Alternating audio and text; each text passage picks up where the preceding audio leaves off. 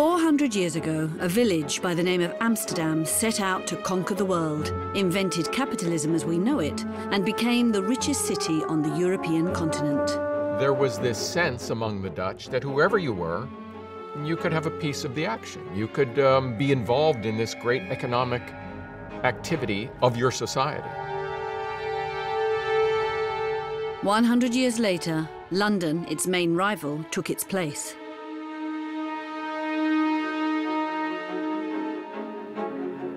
The greatest trading power in the world, London endured terrific hardships, but went on to become the world's largest city and invented the megalopolis of tomorrow's world.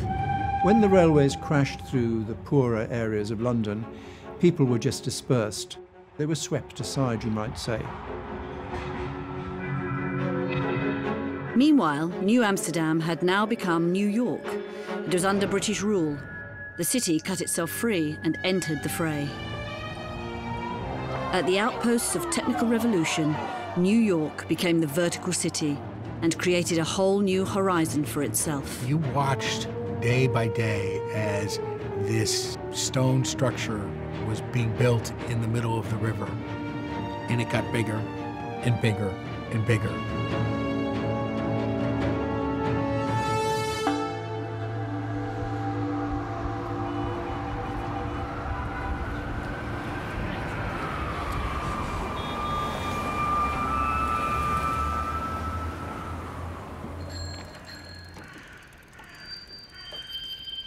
Today, we admire the beauty of the city's houses and the charm of its canals. But there's much more to Amsterdam than that.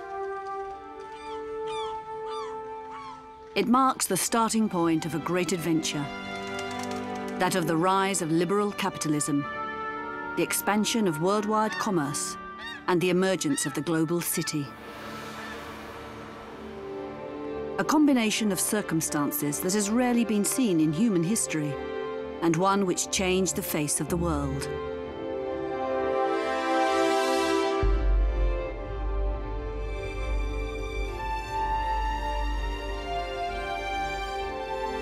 Amsterdam was still just a small town of less than 30,000 inhabitants, a town of small consequence in terms of the European continent. On this spring morning of 1594, near Dam Square, which has been the heart of Amsterdam since its very origins, 10 men held a meeting.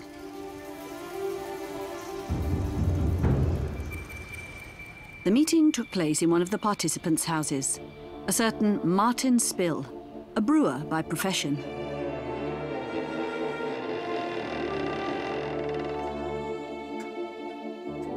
Around the table sat men whose businesses traded wood, salt, and herring, products which Amsterdam had become a specialist in.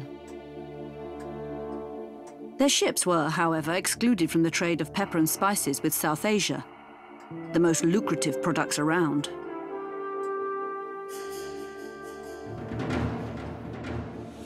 Because this form of trade was run by Portugal, which owned a huge number of trading posts along the route to Asia, serving as stopovers for its trading boats and as bases for its warships. On the day in question, it was this very monopoly that was at the heart of their discussion. And the idea is we can attack the Portuguese monopoly on trade with the Far East. And they realized that by this time, the city of Amsterdam has developed, it's got money, it's got these people with this kind of expertise, they've been building ships. So in other words, all the ingredients are coming into place. Each of the men present that morning had already amassed a fair amount of capital. But it was nothing compared to what they'd soon own and the veritable empire they'd contribute towards founding. Among them was Dirk van Os, one of the city's most dynamic traders. Originally from Antwerp, he was a refugee, like many of the men who attended this meeting. They moved to Amsterdam following a conflict that had been ravaging this part of Europe for the past 25 years.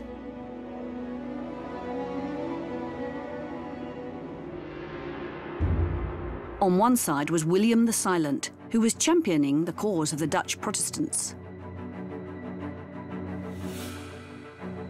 On the other side was Philip II of Spain, an uncompromising Catholic and one of the most powerful men on the continent. When the northern provinces revolted, he put them to fire and sword. But Amsterdam and the Netherlands finally gained their independence, whereas Antwerp and Flanders remained under his control. Antwerp was, at that point, the main commercial city in Europe, the richest city in the continent, a primordial source of taxation for Philip II and his kingdom. However, the King of Spain made a bet, which would cost him dearly. They knew that one way or another, you couldn't lock up all the merchants. Money is mobile. So they perhaps uniquely said to those, the inhabitants of Antwerp, there is a choice. You can either stay with us, you have to convert to Catholicism if you're not yet a Catholic, but you could also leave and you have 3 years to liquidate your assets and take them with you.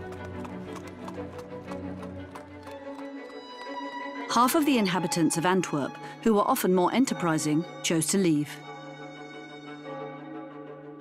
Many of them left for London or Germany, but ultimately chose to settle just 200 kilometers from their city of origin, in Amsterdam.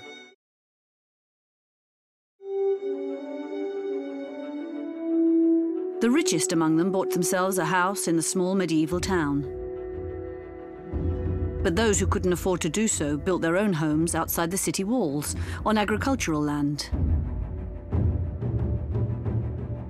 There would soon be dozens of thousands of people here, waiting for a better solution.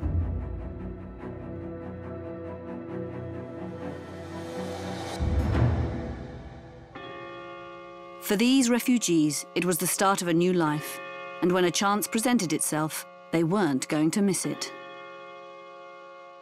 They sit down with their cartographer, they've got all the people there, and they work out a system of how they're going to do this, a route they're going to go, what ships they'll need, and they form a company, which they call the Compagnie van Ver, which translates as something like the Company for Faraway Lands. It's fair to say that this small group were well prepared. A man named Cornelis de Houtman was sent to Lisbon in Portugal, where he would work for several years and spy on the leading market players. He knew what he was doing, and despite his lack of experience, he was designated by the group as the leader of this expedition. The total amount invested was 300,000 Dutch guilders, an enormous amount. Even the richest traders in Amsterdam didn't have these kinds of sums available in cash. A house in Amsterdam cost around 5,000 Dutch guilders, and that would get you a very beautiful house. So they needed to involve a lot of traders in order to raise such a sum of money. Certainly, dozens of traders were involved as investors in this initial campaign of Houtman's. 3 ships. 249 crew members. Nobody in Holland had ever undertaken a voyage this far. Moreover, should they cross into hostile territory, the Portuguese could at any moment intercept the expedition and destroy their ships. Plagued with scurvy and rebellions, the voyage did not go well, and Houtman had to stop over for several months in Madagascar, before setting sail for Asia and ultimately reaching Bantam, on the island of Java.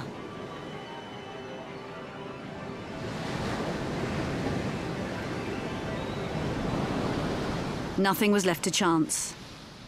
During his stay in Lisbon, Houtman realized that this was somewhere where he'd be able to buy pepper and spices. But when he reached his destination, he was met with disappointment. The Sultan, who initially greeted him warmly, took him prisoner.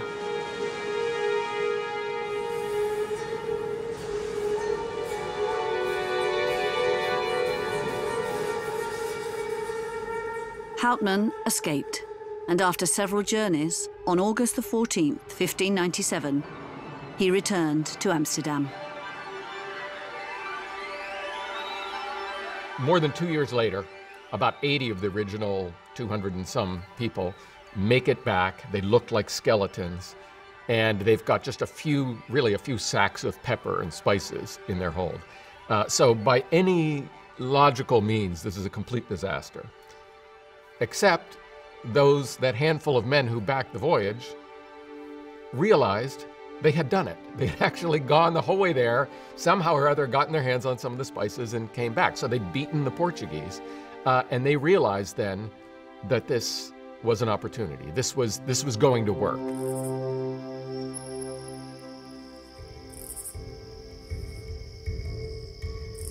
Amsterdam now needed to gather enough resources that it would need for its global ambitions. It needed ships, lots of ships, and as quickly as possible. And it just so happened that, in 1594, that is to say 3 years before Houtman's return to Amsterdam, one man found the answer.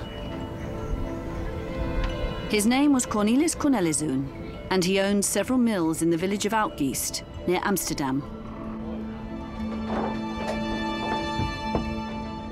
Cornelis Corneliszoon was a great inventor. He helped Holland harness wind power.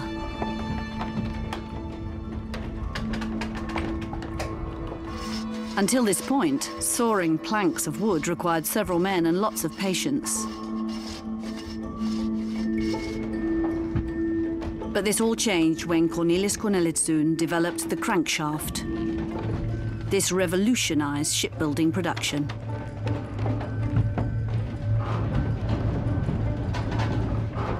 The crankshaft is actually a very simple invention that converts a circular movement into a vertical movement.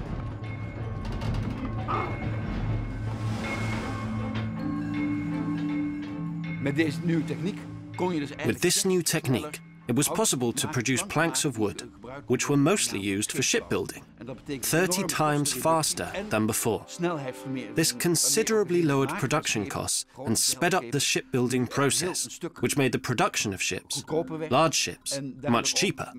And you have to remember, this was happening at the end of the 16th century. The patent dates back to around 1592 to 1594. In other words, exactly at the time when the Dutch set off on their huge explorations.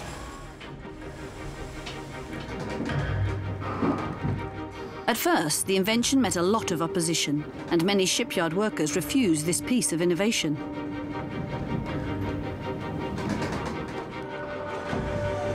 But within a few years, its usage became more widespread, and Holland's advantage over its foreign competitors was overwhelming.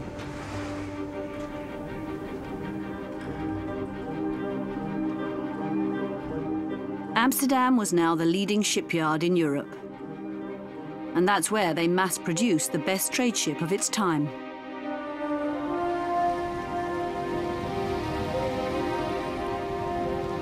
The 5 years that followed were full of excitement. More and more expeditions were launched, and many shipping companies were founded. 75 ships were sent to Asia.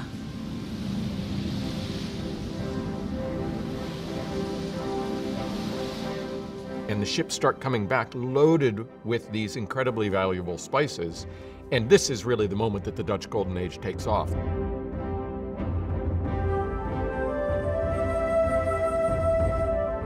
There's a scene that's described by several writers where when these first ships come back, all the church bells are ringing because this is just this, awareness that something really big has happened. These expeditions brought back 9 million Dutch guilders, which equated to the total sum of Holland's national debt, the debt amassed during the war against Spain.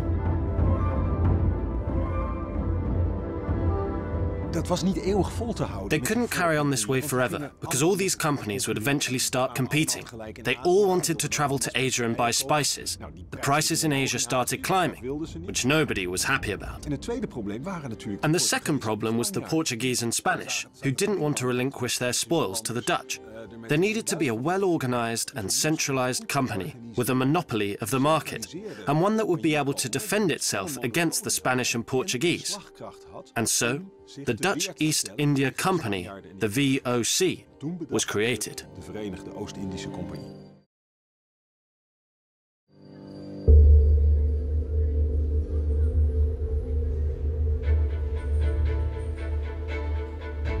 It's a key date in the history of capitalism, as well as that of Amsterdam. One morning in April 1602, Dirk van Os transformed a room of his house into a temporary office for the Dutch East India Company, of which he'd just been nominated a director. Whoever wished to could buy shares of this new company. There was this sense among the Dutch that whoever you were, you could have a piece of the action. You could be involved in this great economic activity of your society. 1,143 people seized this opportunity. Not just traders, but also joiners, bronzesmiths, and all sorts of craftspeople, and even 7 people who worked as housekeepers. It was a sample of society in Amsterdam at that time. A total of 3,680,000 Dutch guilders were invested in this new shipping company, a huge success for the first operation of its kind in the history of the economy. Dirk van Os and his house in this moment when these ordinary people came walking into his house to buy shares of stock might have an outsized place in history because this is the, you could say, the moment that capitalism was born.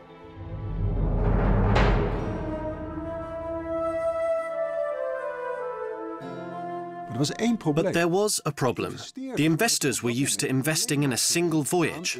They had to wait, and when the ships returned, they'd get their money back and could either choose to continue or stop investing. But with the VOC in 1602, they were told, you can invest, but for 10 years. Your money will be held for 10 years. And 10 years was much too long for many small investors. The VOC found the solution on a small bridge, which can now be found outside the exit of Amsterdam Station. This area, in the early 17th century, was home to the city's port and its many ships, which were ready to set sail out to sea. On the old bridge, the one nearest the sea, those who wanted to sell their shares of the VOC would meet those who wanted to buy them.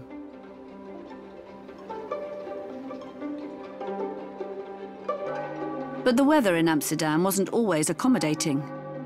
And on rainy days, people would meet inside the St. Olaf Church, a Catholic church that had been abandoned during the Protestant victory and since left to the traders of Amsterdam who'd come from Scandinavian countries.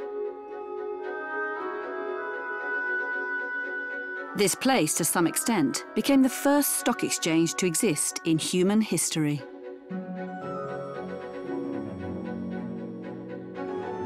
The process was you did your exchange on the bridge or in the church, and then you walked to the headquarters of the Dutch East India Company and you had to get signatures and stamps. And so that sealed the deal, that made it official. The Dutch East India Company headquarters are now part of the University of Amsterdam. It was the first headquarters in the world, with its offices, managers, and board of directors. The edifice is the work of Hendrik de Keyser, the leading architect at that time. He's the one they called when, as stock trading activity increased, they decided to build a proper stock exchange. Hendrik de Keyser had 2 models to work with: the stock exchange in Antwerp and its copy, the stock exchange in London. But Antwerp was in enemy territory, so Hendrik de Keyser went to England. Here, only merchandise was traded. Company shares did not yet exist. But the architecture was interesting, and Hendrik de Keyser used it for inspiration. Once back in Amsterdam, he built an edifice based on the same model. Its location is no coincidence. The new stock exchange was built right in the centre of Amsterdam, a stone's throw from the city hall. A sign that finance and politics would work hand in hand. In Amsterdam, unlike London, merchandise was being exchanged, but so were shares of the Dutch East India Company. In this regard, the Amsterdam Stock Exchange became the first in the history of global economics.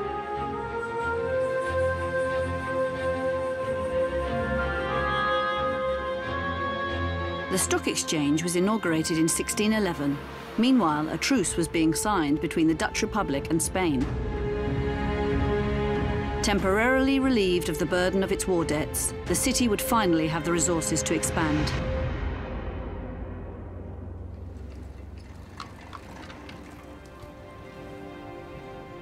In the space of 30 years, 10 square kilometres were dug up, around 100 bridges were constructed, and 3,000 houses were built.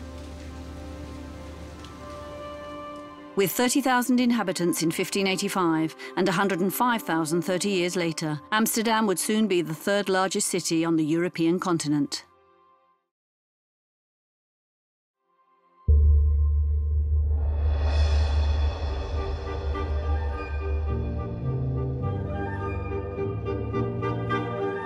The next part of this story took place in London, at the heart of the city, the business district. Back then, much like now, it was a city of traders too.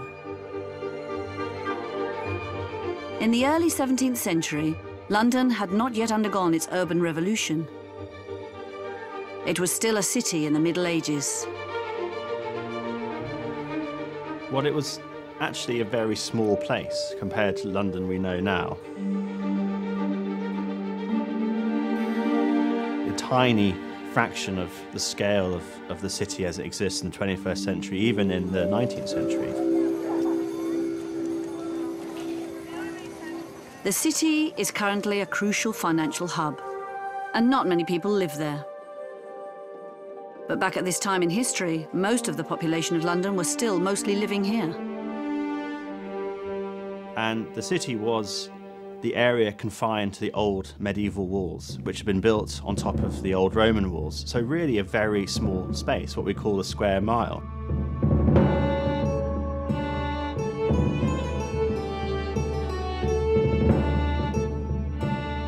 A place that was made up of medieval houses, packed very closely together, essentially of timber. There are some new structures amongst them, but it was very much a medieval city, very old-fashioned. The city was separate from the royal power. The sovereigns needed money lent to them by traders, who would, in return, receive a certain degree of freedom. England's great fortunes had their home there.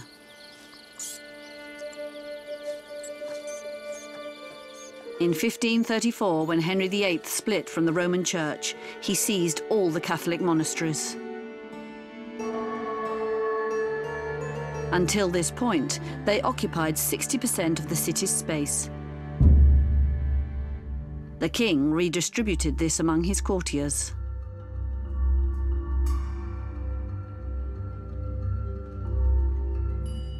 And so when the king appropriates that wealth for himself, you have a change in ownership of the property of more than half of the buildings in the City of London. And they move from conservative landlords, who are the churchmen, to go-ahead entrepreneurs, the merchants, who are buying the church property as investments. In a period of maybe 50 years, London becomes a place which is actually filled with extremely wealthy people living in their own very large houses. And these people spent the winter months in London with their wives, and their wives wanted to go shopping. And shopping is absolutely the key to what happens to London. It becomes this extraordinary emporium where people come and buy and sell high-value luxury goods.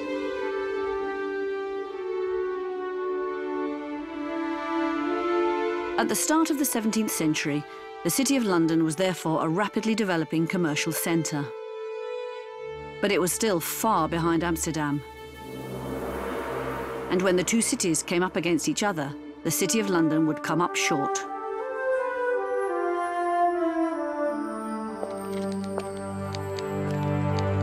Back then, much like now, in the city, business people often have confidential information disclosed to them.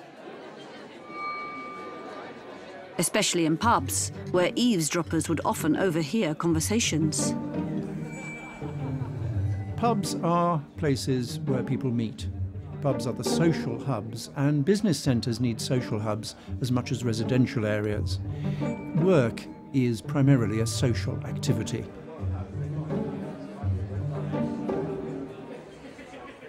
The British, unlike most other nationalities, drink standing up rather than sitting down. If you're sitting at a table in a French cafe, all you hear is the gossip of your friends. You can never quite hear what's being said on the next table, which is always far more interesting than what your friends are saying. In a British pub, no such problem. Because you're standing up, you can easily get close enough to the other group to hear what they're saying, and you can switch off from what your friends are saying, which you already know anyway. Strategic information could fall into the wrong hands, which is exactly what happened in late summer of 1608. And this changed the fate of London, Amsterdam, and even the whole of America.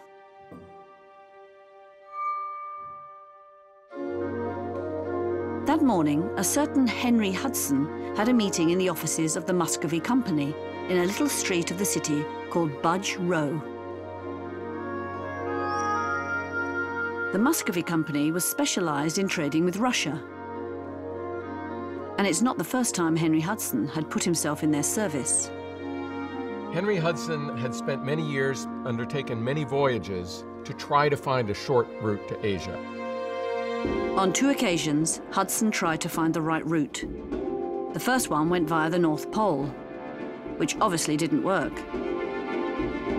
And the second attempt went via the far north coast of Russia, and wasn't successful either. I think of him as kind of like a, I don't know, a Steve Jobs or someone like that of his era who, you know, people started to look to him as someone who knows. Whether or not he did know, and we know today that he did not, but he, you know, what you had to do was you had to guess. You had to say, I'm going to put all this information together, and my next guess is that this is the best way. This time, Hudson had a new idea. Instead of traveling towards the east, they'd have to cross the Atlantic and the American continent. That's what he was explaining to his employers. However, inside the building, nothing happened as he'd expected. Not only did they refuse his offer, but they showed him to the door.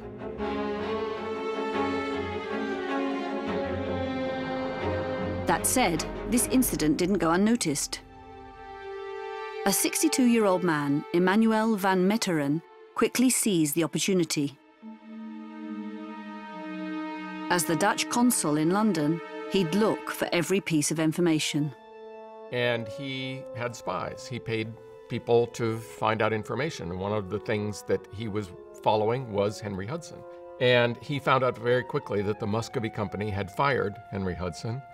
And so he approached him and said, come to Amsterdam, we'll fund you.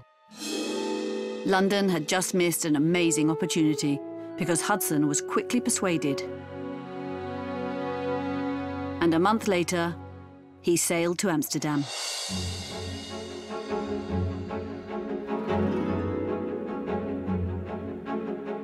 He comes to Amsterdam, and there are different accents, there are different languages, there's different dress.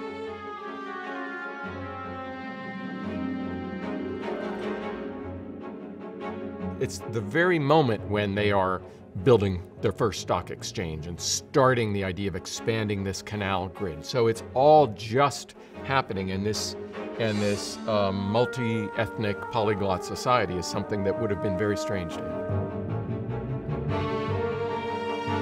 Hudson discovered a new world, a mixed population with many refugees, unlike his city of birth.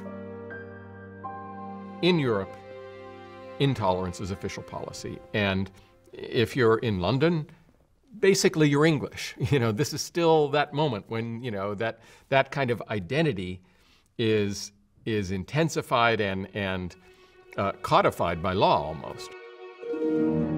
Here, there was no king or absolute power, but a republic formed of 7 provinces. They all had to reach a compromise for any big decision. When the city became Protestant, the Catholic churches were converted into the general places of worship. But there were still many Catholics in the city. They represented 1/3 of the population, and their faith had not been banned. Their churches were simply no longer visible. They were now in individual homes.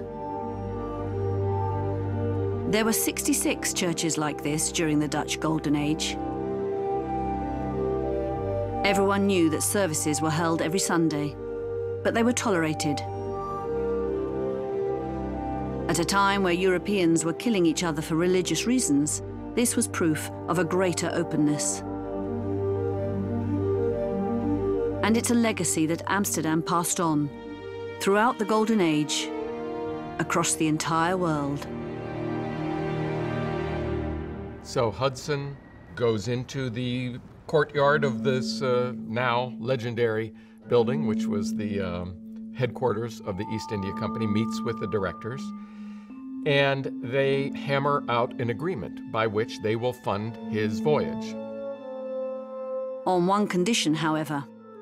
Hudson would not head west, as he'd proposed, but would find a shortcut to Asia through Russia. They, for their own reasons, insisted that he try a northeast passage. He had tried that and failed. He was convinced that wouldn't work. But from one line in the contract, we know that there was tension, and the line says something like, Hudson will think of taking no other route than a northeast passage, which suggests that he was saying, no, we want to go northwest, we want to go northwest. And they were saying, no, we want you to do northeast. In May 1609, as he set sail for Russia, the seafarer was under no illusions as to his chances of success. But he had other intentions. Having only just arrived in Norway and facing the difficulties they'd encountered, he persuaded his crew to do a U-turn and to head towards America. The Indians, so we're told, mentioned a waterway that wound its way far into the depths of the continent. Hudson looked for it along the north side, turned round, and finally found the river mouth. He made his way down this river, which would later take his name, the Hudson River. But after a few days of sailing, he had to face facts. It was a dead end. So Hudson turned back on himself. Along the route, he met some Indian tribes, some hostile, others happy to trade.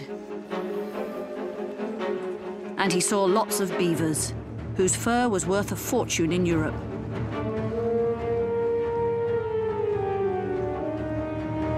Amsterdam had not found the sea route it had been looking for, but the city had set foot on the American continent.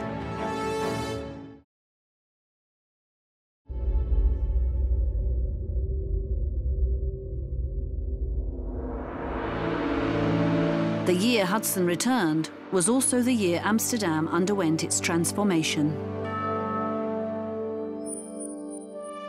Amsterdam, until that time, was still this little medieval city, but from that moment, they undertake this vast urban expansion program. A few years earlier, a new district had popped up in the northeast of the medieval city. Many refugees from Antwerp had settled there. The less wealthy were living on top of each other in the 3,300 small homes built outside the city walls. They lay out a plan for a belt of canals, a kind of U of canals that will wrap around the medieval center of the city. And the canals will be used to take the problem of water and convert it to an advantage. A team was put together to carry out this ambitious project, and Hendrik de Keyser was one of the men in charge.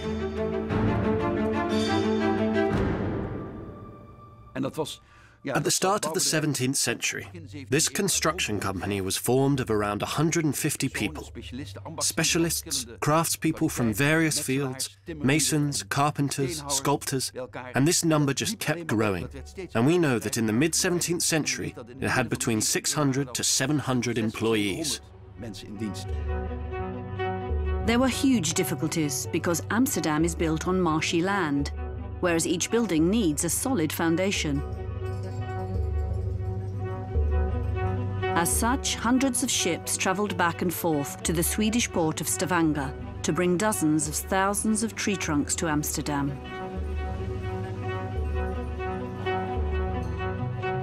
Amsterdam was transforming itself into a huge, bristling construction site of wooden triangles, on top of which heavy loads were being hoisted. And so, this is how the posts necessary for the foundation of such construction were buried into the ground. 1 post per meter across the entire city.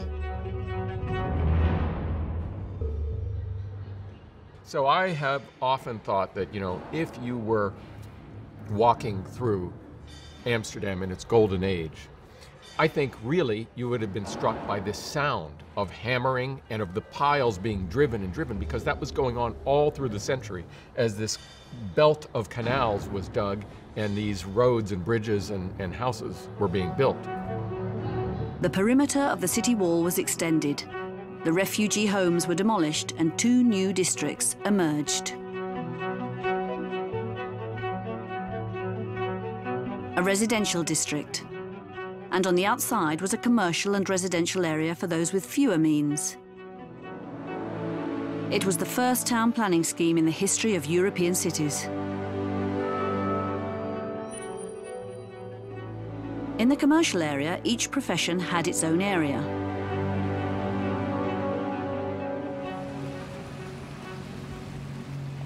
Whereas in the residential areas, it was forbidden to make noise and no polluting forms of industry were tolerated. Here, everybody was free to build the house of their choice to the size and style of their pleasing. There was only one restriction. The house could only occupy half the surface of the plot of land.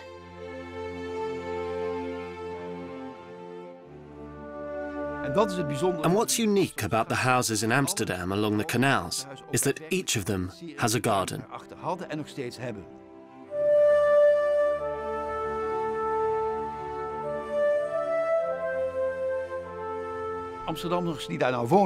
The inhabitants of Amsterdam who lived in these houses, the wealthy traders, the bankers and men in power, were passionate gardeners and wanted to create palatial gardens at the heart of the city. And the Dutch way of designing these urban gardens was characterized by their different designs. There were boxwood hedges, plant beds, topiary, original plants. There were also statues, benches, garden pavilions. Everything you'd find in a palace garden could be found here, but on a smaller scale, in a smaller space.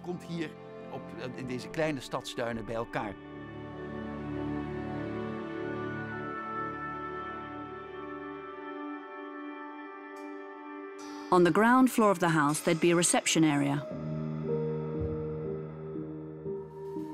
Next door would be the office, where one's business would be run, with 1 or 2 employees. Upstairs was the family space. Family in the strict sense of the term, as we know it today. Before that, European homes tended to be much more mixed. You may have extended family, there might be servants or boarders who were renting rooms. The Dutch Canal House, and this again reinforces this new notion of what an individual is, and not just an individual, but what a family is. This new kind of sensibility, which I think most of us consider now, today, to be part of our lives. The Dutch Canal House was intended to be for a man and his wife and their children. The Dutch have this word, gezelligheid. It means cozy, intimate, a place of domesticity.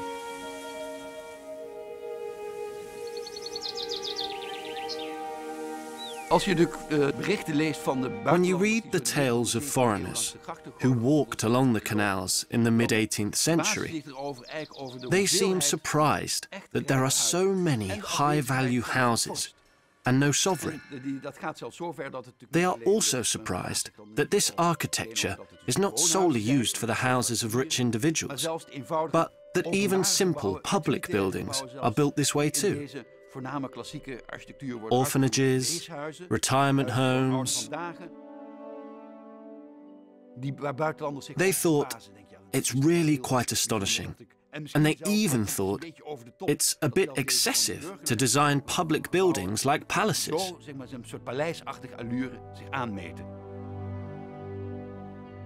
Amsterdam would now start exporting this revolutionary societal design to the other side of the Atlantic.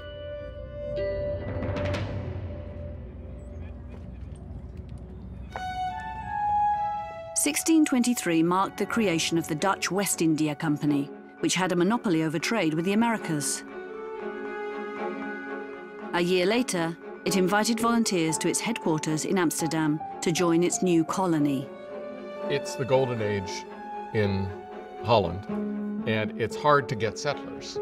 So they are advertising, and they have this multi-ethnic society, and as you would imagine would happen, it's people who are at the bottom rung of the society who are willing to, they're the ones who have nothing to lose, who say, okay, I'll join. Young people in their 20s, a boy for each girl, all from French-speaking Flanders, now Belgium. In 1624, a few dozen volunteers signed up for this American adventure. At that point, Amsterdam and the Dutch Republic were, without contest, the world's leading commercial power.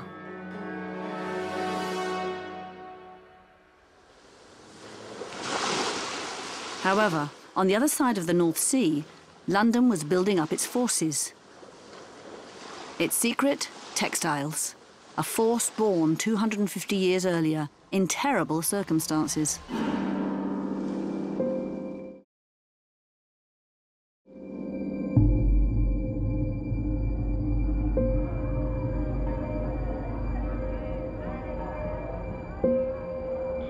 The greatest epidemic in European history. The Black Death. Half of the English population were wiped out in the space of a decade. But it was at this point that the English economy discovered sheep farming.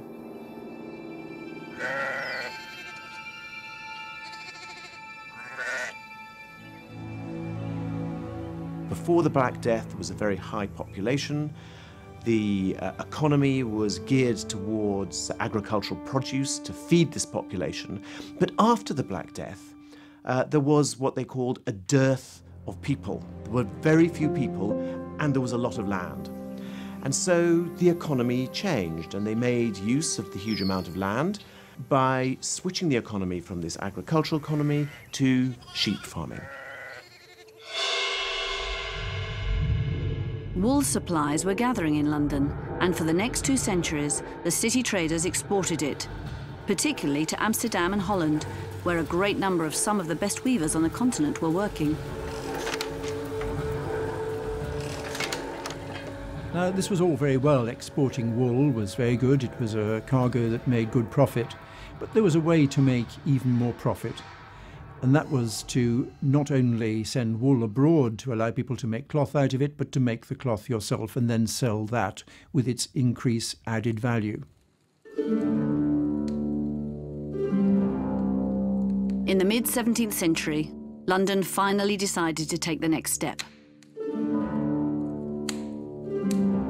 The weavers of Holland were invited to move to the English capital, as well as French Protestants, the Huguenots. Among them were many textile craftsmen. London thus sowed the seeds for its future industry.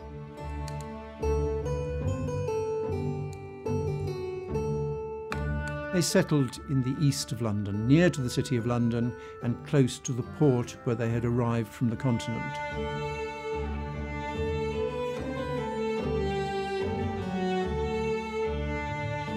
They built houses with weaving lofts at the top of the houses with large windows and plenty of daylight to operate their looms for making cloth.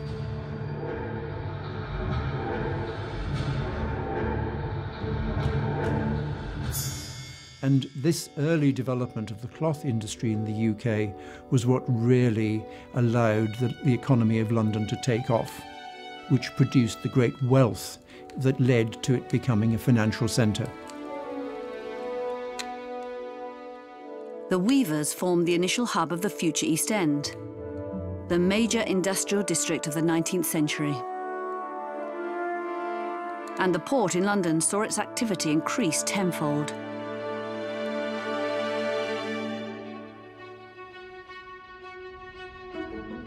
In a space of 50 years, the population of London more than doubled. By the mid-17th century, it had amassed 500,000 inhabitants. The medieval city grew beyond its confines and rapidly spread towards the west in the direction of Westminster. Westminster, where the king reigned, and he saw urbanisation sprawl beyond control. There were real anxieties about the expansion of London because it was this place of disease, of vice, of crime, and the idea that the city might expand, might get bigger, was an incredibly worrying thing for that reason. In his palace in Whitehall, the king dreamt of a different city. A city devoted to royal greatness. The example to follow, according to Charles I, is the Banqueting House, one of the wings of his palace. With its classic design, the building was used for great royal ceremonies. It was built by his father, King James I.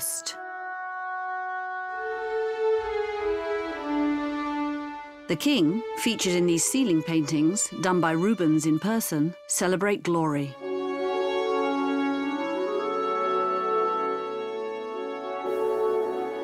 The two sovereigns made life difficult in London.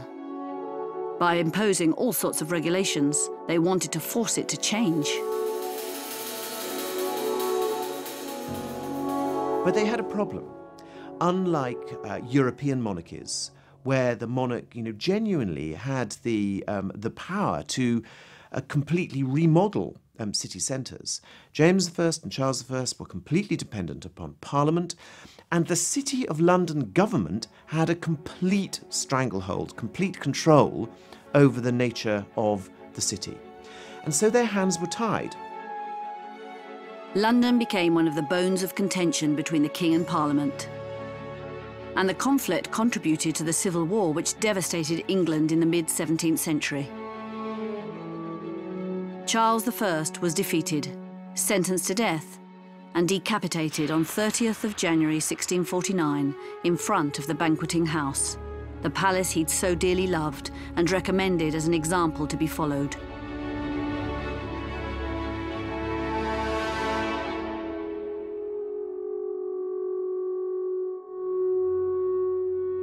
It was a terrible period, but the city emerged richer and more powerful than before.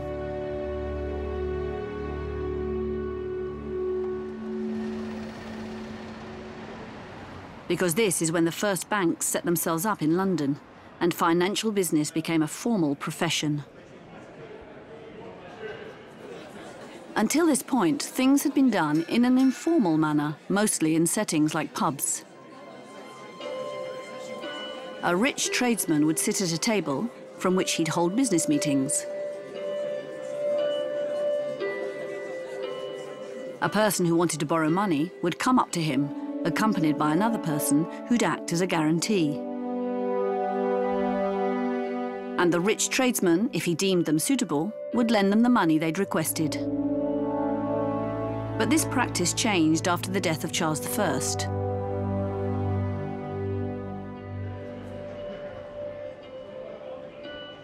A few months after his execution, Oliver Cromwell became Lord Protector, a sort of dictator, and allowed Jews to return to England.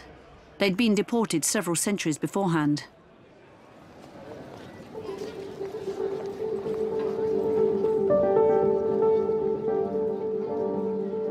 As such, Jewish bankers moved to London from Lombardy in Italy. They chose a street in the city centre, now called Lombard Street, and set up their offices there.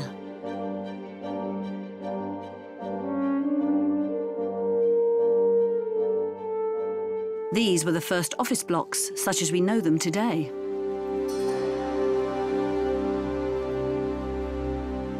However, the newcomers still maintained a vestige of the old practices. This type of sign, which all English pubs worthy of this name would hang outside and would be named after.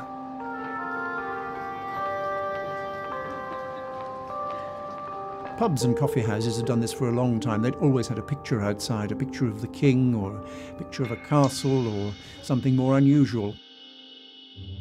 And so it is in Lombard Street that to this day we see a collection of signs hanging from buildings that look very much like pub signs. They don't have any words on them. They are the world's first logos. So when we see the cat and fiddle over a building in Lombard Street, this is because it was the visual symbol of the company, the bank that operated within, very much as had been the case in the days of pub banking. In the space of 50 years, the city had carried out its transformation. From a commercial centre, it was now becoming a financial hub.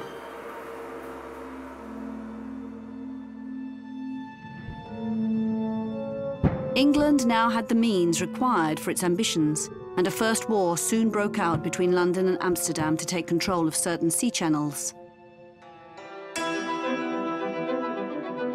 But Amsterdam continued to grow, an incredible success which aroused keen interest from all around.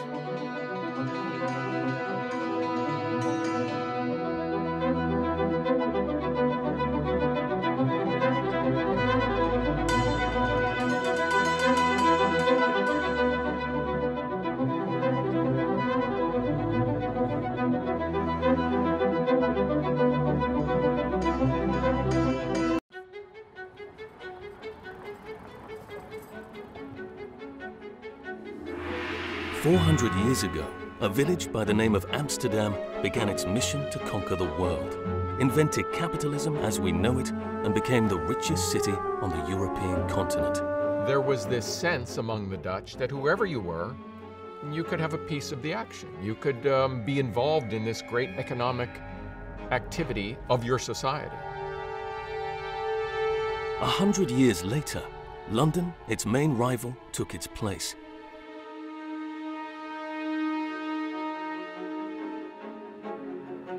The greatest trading power in the world, London endured terrific hardships, but went on to become the world's largest city and invented the megalopolis of tomorrow's world. When the railways crashed through the poorer areas of London, people were just dispersed. They were swept aside, you might say. Meanwhile, New Amsterdam had now become New York. It was under British rule. The city cut itself free and entered the fray. At the outposts of technical revolution, New York became the vertical city and created a whole new horizon for itself. You watched day by day as this stone structure was being built in the middle of the river, and it got bigger and bigger and bigger.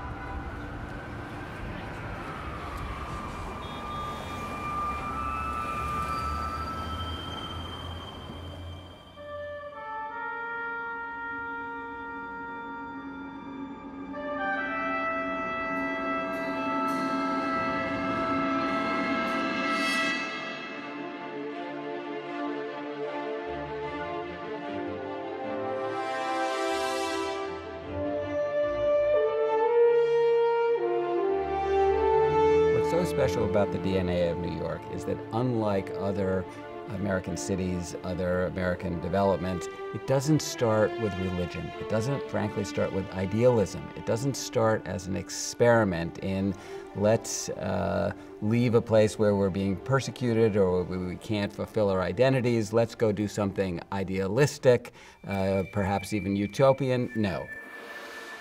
What is New York about? New York is about making money.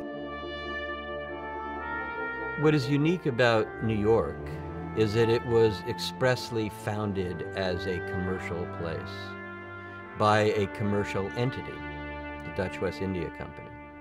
They were here to trap beavers and send the pelts back to Europe.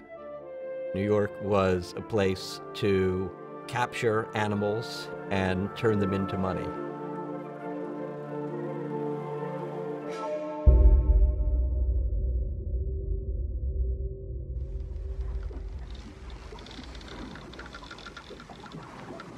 Spring 1624. Amsterdam's first settlers make their way to America. On board are 15 young boys and 15 young girls, some of whom became couples during the journey. Upon arrival, they split into 4 groups, 4 tiny colonies, each separated by several hundred kilometers. And it was 1 year later, in one of these colonies, that the destiny of this handful of adventurers would change dramatically. The colonies had trade relationships with the Mahican tribe, who were at war with the Iroquois tribe. So they came to the defense of their business partners, but they fell into an ambush, and 5 of them were killed.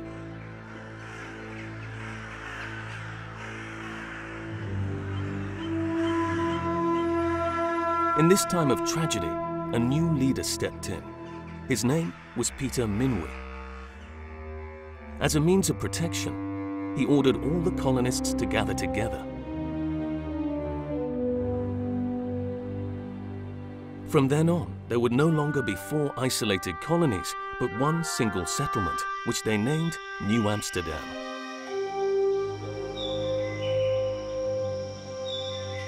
The settlers decided to settle on an island located at the confluence of 2 rivers, at the heart of a huge bay sheltered from the harshness of the ocean. They had access to sources of clean water, which meant it was quite easy for them to build a small town. At the time, the site was used as a hunting ground by the Lenape Indians, which they'd named Mannahatta, the island of many hills.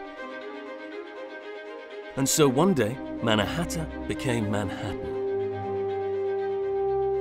It was this land bursting with potential that Peter Minuit and the Amsterdam settlers exchanged in 1626 for a few items, the value of which is estimated at 60 florins. In other words, the equivalent of 2 weeks' pay.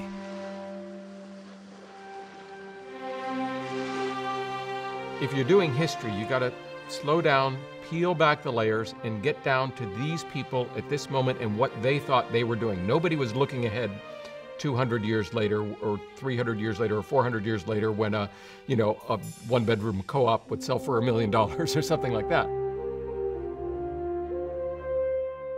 They know perfectly well that the Indian idea of property ownership is not their idea of property ownership. It's kind of a defensive alliance. So we'll allow you to live here too, and if you're attacked, we'll help you, and if we're attacked, you'll help us. A fortified camp and a small village. The settlers finally had a solid base. However, for 10 years, the colony wasn't able to expand, and this is largely down to the West India Company, who wanted to control everything. The West India Company insisted on running this colony as a monopoly. So any money to be made, it's through them. So everybody is a West India Company employee.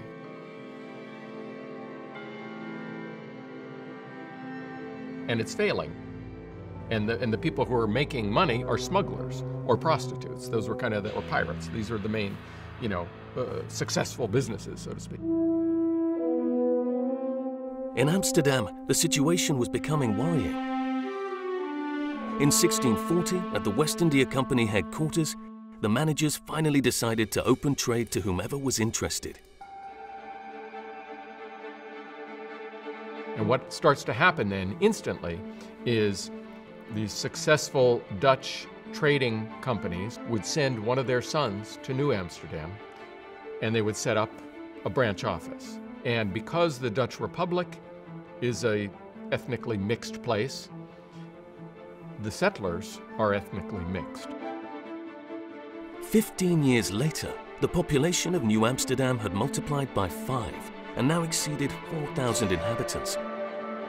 The small village had become a small city and a smaller model of the great metropolis across the other side of the ocean. Brick houses and canals, which made it look rather like the Dutch Republic. Of course, all of this has long since disappeared, with the exception of the narrow streets of New Amsterdam, which can be found at the southern tip of Manhattan. The famous New York canyons, where the skyscrapers seem to touch each other, are the legacy of the island's first European inhabitants, almost 400 years ago. On this new continent, a colony so small in size was vulnerable, so a wall was built along its northern edge. This protection was not against the Indian tribes, but against New Amsterdam's 2 English neighbors. While in Europe, war was breaking out between England and the Dutch Republic, Boston and Philadelphia were a threat they needed to protect themselves from.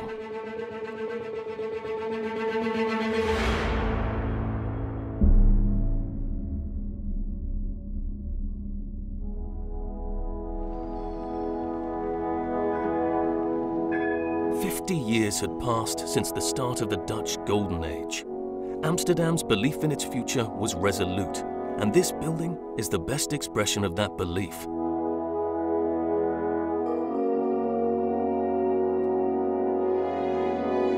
A few years previously, the Old Town Hall, a legacy of the Middle Ages, had burnt down in a fire. Its replacement was built entirely out of stone in a neoclassical style. Built on a foundation of 13,659 timber piles, its construction was a real achievement.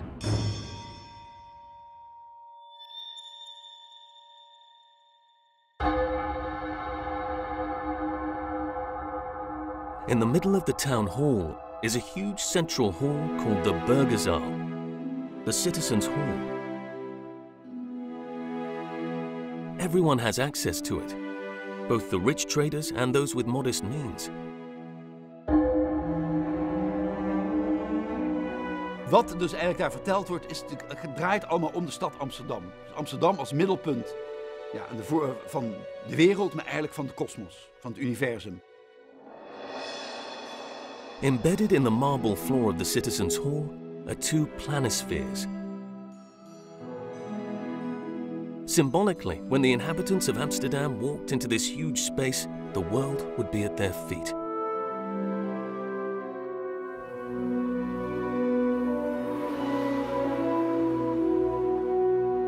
The city of Amsterdam is portrayed as a female goddess who reigns benevolently over the entire planet. En eigenlijk kun je zeggen, daar is het, dat het middelpunt van de Burgerzaal is eigenlijk de as waar de wereld om draait. En het gebouw is dan ook heel precies oost-west georiënteerd. Werkelijk ook in een soort, om deze macrokosmische setting nog verder te accentueren. Het is de centrale ontmoetingsplek en eigenlijk een overdekt plein, zou je kunnen zeggen. Waar de voorname burgerij elkaar ontmoeten en dus wandelt over de kaarten van de wereld.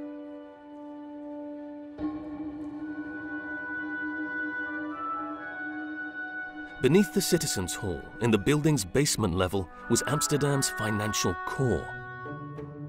This small room was the central bank, which held access to the city's gold reserves, thus acting as a safe for the city and its inhabitants.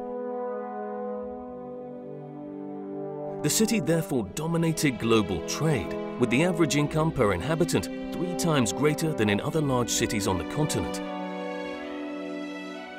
And with this money came all sorts of possibilities.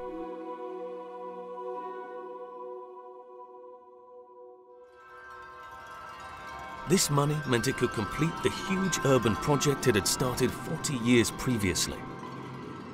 Between 1650 and 1670, the canals were extended by several kilometers and hundreds of houses were built.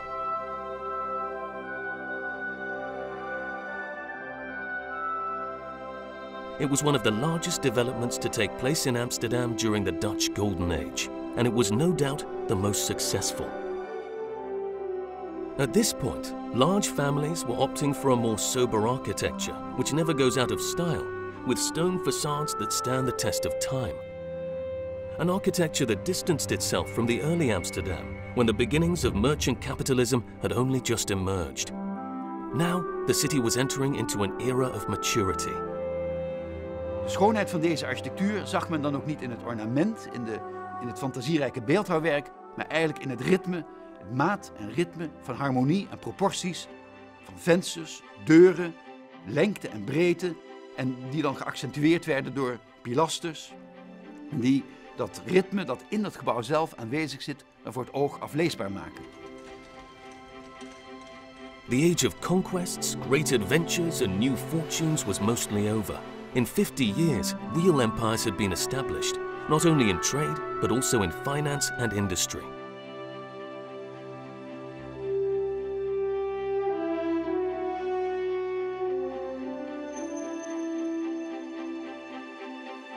The history of this house, the biggest private house in Amsterdam, tells us the story of one of the dynasties that reigned over the economy of the Dutch Republic. A family that, within 2 generations, created a truly multinational entity, whose base was located in Sweden, where they produced iron and traded weapons.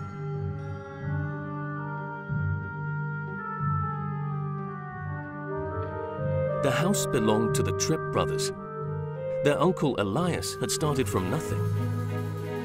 Upon his death, his personal fortune was worth 1 million florins, which is the equivalent of 4,000 years' worth of an average salary. His successors, Louis and Hendrik Tripp, continued to grow the family fortune, and it was they who built the house, which was, in actual fact, a single facade that concealed 2 adjoining houses.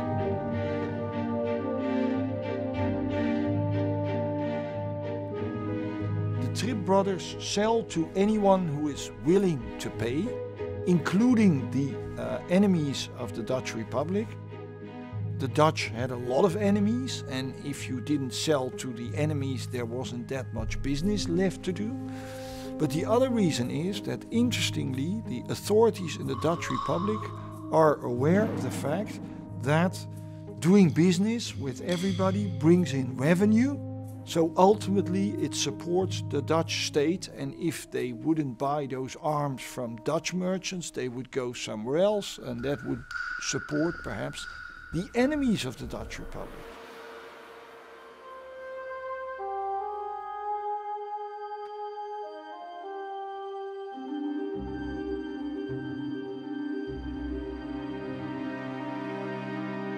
Toen het huis voltooid was, was het ruim 2 keer zo hoog als alle bebouwing die er links en rechts en tegenover stond. En als je op de bovenste verdiepingen van dat triphuis stond, keek je dus over eigenlijk alle naburige huizen uit. En het enige gebouw dat je in de verte zag, dat een gebouw dat dezelfde hoogte had, was het nieuwe stadhuis. The town hall was a place where only families from Amsterdam could work. But the Tripp brothers were from a village located about 50 kilometers outside. They were therefore excluded. This largely explains the position and height of their house. Its existence was an act of defiance against the city's political authorities. En op het dak staan schoorstenen die zelfs de vorm hebben van mortieren. En je kunt je voorstellen, vroeger oorspronkelijk in de wintertijd, als die schoorstenen daadwerkelijk functioneerden, dan kwam er dus rook uit die kanonnen op het dak. Dan had je echt rokende kanonnen als schoorsteen op het dak. Nou, hoe symbolischer of directer kan eigenlijk een verwijzing zijn naar de wapenhandel en de kanonnengieterijen die zij zelf bezaten. Amsterdam had now spread to 4 times the size it was in the early 17th century, and its population had exceeded 200,000 inhabitants. As Europe's third greatest city, it was well aware of its power. But London was laying in wait, and it was ready to overtake its rival.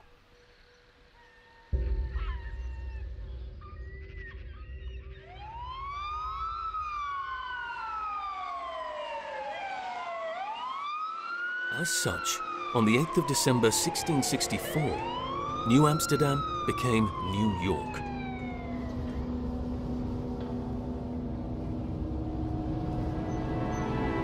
This date, the city we know today was formed, with its mix of populations and unwavering commercial ambition.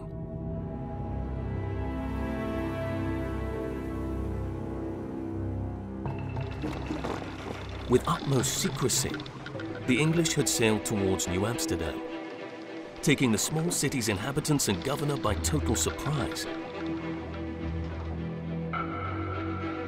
Peter Stuyvesant had led this Dutch colony on the other side of the world for 17 years.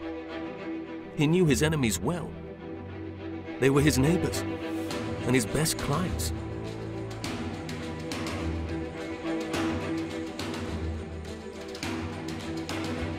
For many years before this point, the English colony in Virginia, when they were shipping things to England, they would send them to New York Harbor and have the Dutch do it, because the Dutch could do it cheaper, they could do it faster. They just had developed, for over a couple of centuries, they had developed systems for handling these things.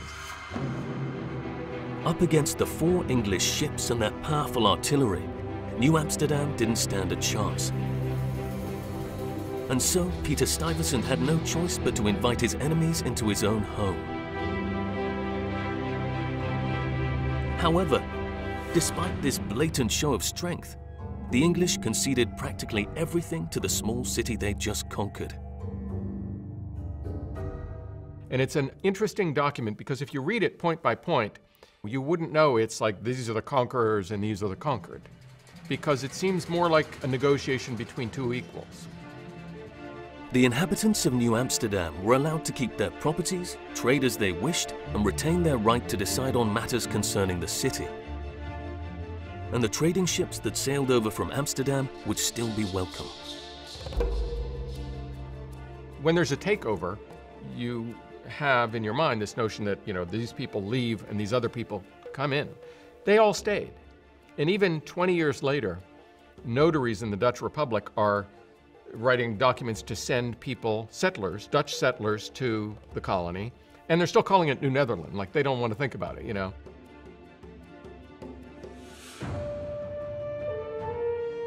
And just to jump ahead centuries, like in the 19th century, when the great waves of migrants come from Europe to America, by and large, they come into New York Harbor and they first make footfall on Manhattan. And they look around and they see what's now this teeming society with people speaking different languages and worshiping different faiths, and they're all struggling to get ahead by what we would call upward mobility. And they say, well, this is America, but it wasn't America. The rest of America wasn't like that. It was New York. And it was New York because it had been New Amsterdam. In 1643, while New Amsterdam only had a population of 500, one visitor recounted that 18 languages were being spoken there. This mix within a population was passed on to the city of New York, and that's what gives it its identity to this day. The initial mark made by New Amsterdam is no longer visible, but it is ever present.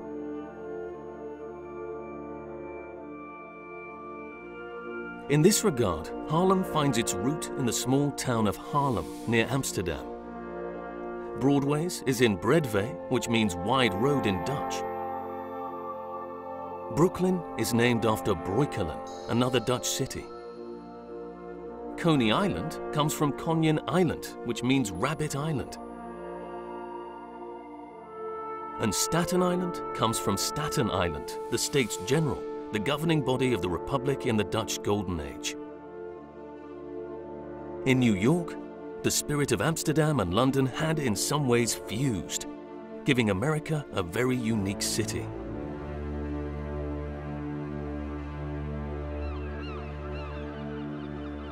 And this is also why it's important to understand the story of Peter Stuyvesant, who, straight after his defeat, left for Amsterdam to report back to his superior. Stuyvesant showed up at the West India Company headquarters to defend his decision to hand over the colony to the English. Once exonerated, he decided to head back to New York, where he spent the rest of his life, in his house where he'd signed the famous Treaty of Capitulation.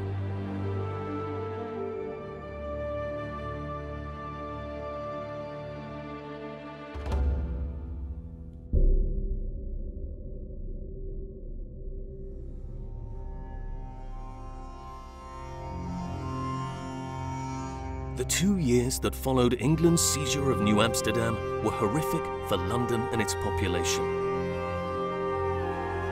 In 1665, the plague killed 100,000 people. And the following year was the Great Fire. London then was a city of thatch, timber, plaster, all building materials that are very flammable.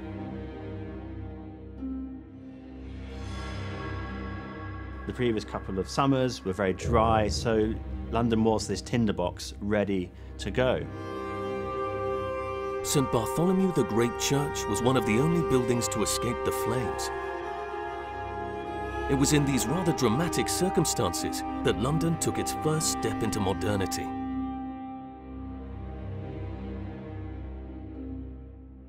I think it's really difficult today to get any sense of how catastrophic the Great Fire of London actually was. Particularly as when it started, it seemed like it was just another one of the hundreds and hundreds of fires that happened every year and that were dealt with and put out and controlled.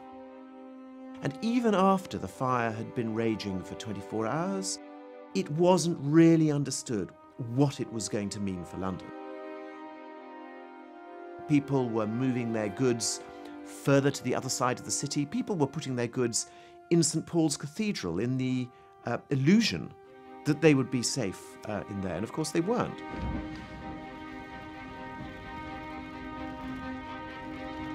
The fire broke out in a bakery on the night of the 2nd to 3rd of September 1666, and then it subsequently took hold.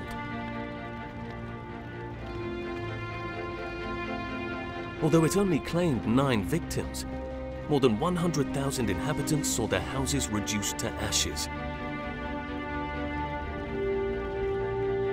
And it burned until Wednesday, the 5th of September, and destroyed a third of the city in that time. So I try to conceptualize what that would mean to inhabitants at that moment. If you think of a third of London now was destroyed, it's that kind of magnitude of event.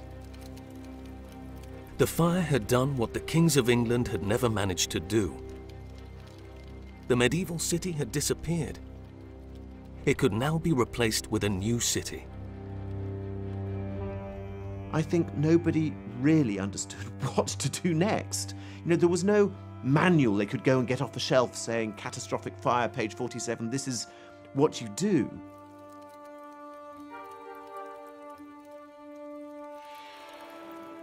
There was a real vacuum of power. And into that vacuum came 2 very powerful interests. One was the commercial interest, which said, just get up, get going, we just can't afford to mess about, we've just got to get on. And on the other side was an opportunity. You had to move quickly. Half the population of the city were camping out in areas that had avoided the fire. What should be rebuilt? A new city? What should it look like? One man had the answer to each of these questions. His name was Christopher Wren. He was a brilliant mathematician and a very talented architect. Wren was a close friend of King Charles II. He'd known him since they were children. The year before, the king had sent him to Paris in what was, in some ways, a spying mission. There, he met Bernini, the architect behind the Vatican, who would be asked to design a new facade for the Louvre Palace. And Wren says in a letter that he writes back, "I brought back all Paris with me on paper. Big trunks full of books, sketches, drawings, prints, maps. These were all brought to London, and we have to imagine him undoing this big trunk and putting the papers out on a table in front of Charles II and saying, 'We could do this, we could do this, we could do this.'" Christopher Wren was in Cambridge, where he was teaching, when he heard about the fire. He immediately travelled to the royal palace to meet Charles II. Wren had prepared for this for a long time and couldn't wait to seize upon such a dream opportunity. And so, before the king, he unfolded his plan for a completely new city. Totally un-English, because all of London's previous history had grown up through the individual acts of entrepreneurs and merchants and individuals. Here was something that was being proposed that would be imposed by the state. Christopher Wren wanted to eradicate the traces of the medieval city and build a capital formed of large squares and wide avenues. A royal capital, not dissimilar to the large cities across the continent. This was an absolute catastrophe, because clearly anything that was going to be state-directed was going to take ages to implement and therefore was going to interrupt the important business of making money. And of course, the people who wanted to make money won, because London has always been about making money. London was invented by the Romans to make money. The city was therefore rebuilt on the outline of the old city, but with brick houses. It was the birth of a modern city, a city that now found its calling. 13,500 houses were burnt, only 4,000 houses were built back. And so London begins to change from being a place of dense population to a concentrated trading centre. As for Christopher Wren, although his city plan didn't come to fruition, he was put in charge of rebuilding St. Paul's Cathedral. At 111 metres high, it was the biggest building in London and the biggest in Europe at the time. Even today, the cathedral is a symbol of the city, the old medieval city of London, which, having disappeared in the Great Fire, later became the first business district in the history of economics. Had Wren's plan been realised, we would have been a beautiful Parisian city, useless for the function of being a world financial centre. A city which was so grand, so beautiful, so complete, so perfect, it couldn't continue to change and be adapted. The great constant in London's history is the constant of change. As London has never been planned, it can easily be rebuilt and remade. It is in a constant change in its physical form, as well as in its technology and its forms of doing business. From a disaster, London had invented a new urban form. And so the failure of Christopher Wren's design of his perfect city opened the way for the city we know today. As London as a city became more and more commercial, it became a less fashionable place to live. And so the rich and the fashionable moved out to the west. And there they were able to build larger houses, houses that had gardens, and houses that, instead of being crammed in on these narrow streets, were set around large, carefully planned squares. The model of using squares came about 40 years before the Great Fire with the creation of Covent Garden, an Italian-style square, a Tuscan-style church, and a collection of houses. A very successful project that inspired all the aristocrats who owned property in and around London. The square therefore became a good way to make one's fortune.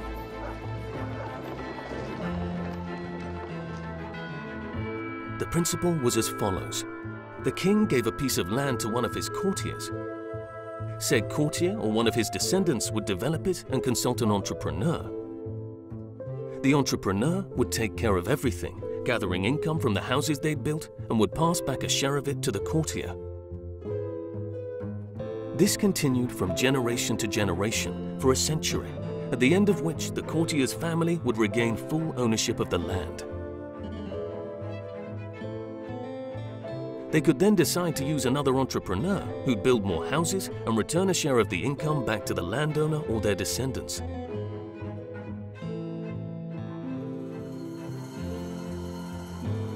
It was through this ingenious system that West London, that is to say the chic districts, were able to develop.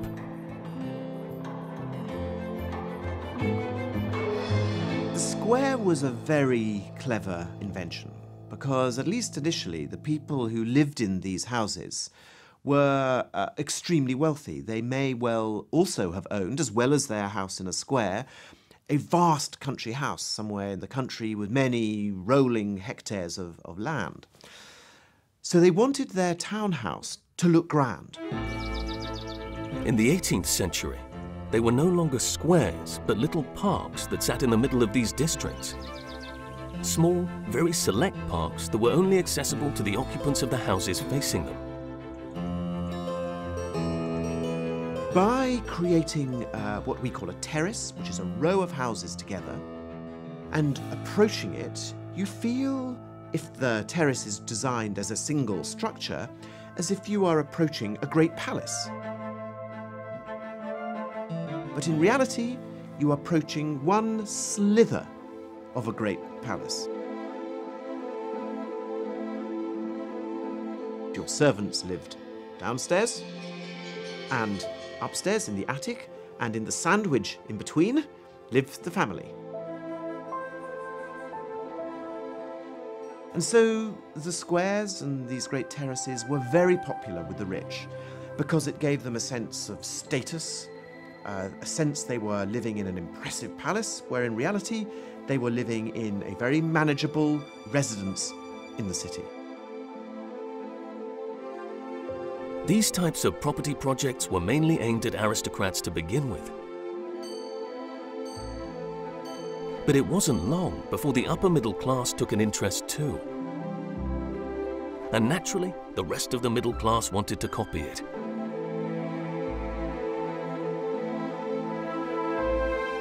The aristocratic developments of these great squares set a fashion, and the fashion trickled down.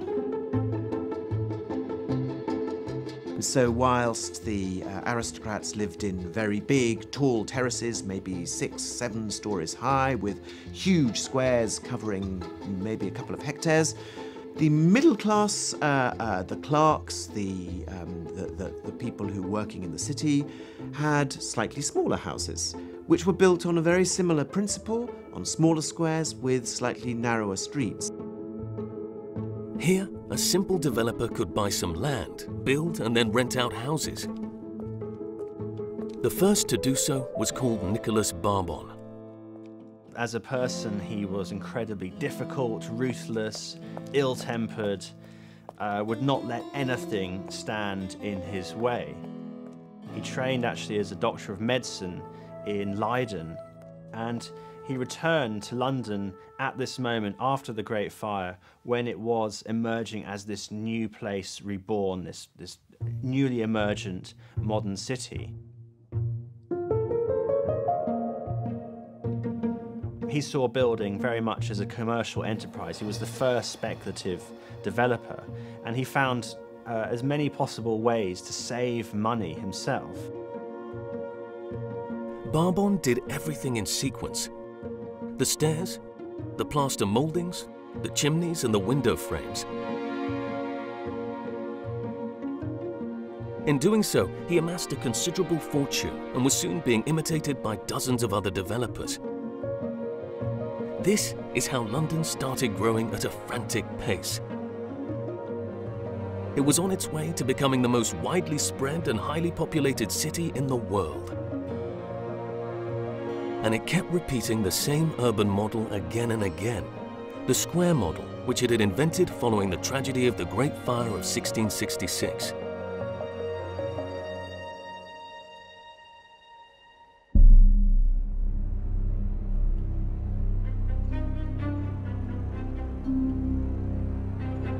London was the rising power, Amsterdam was the established power, and France was to be the referee for this merciless rivalry.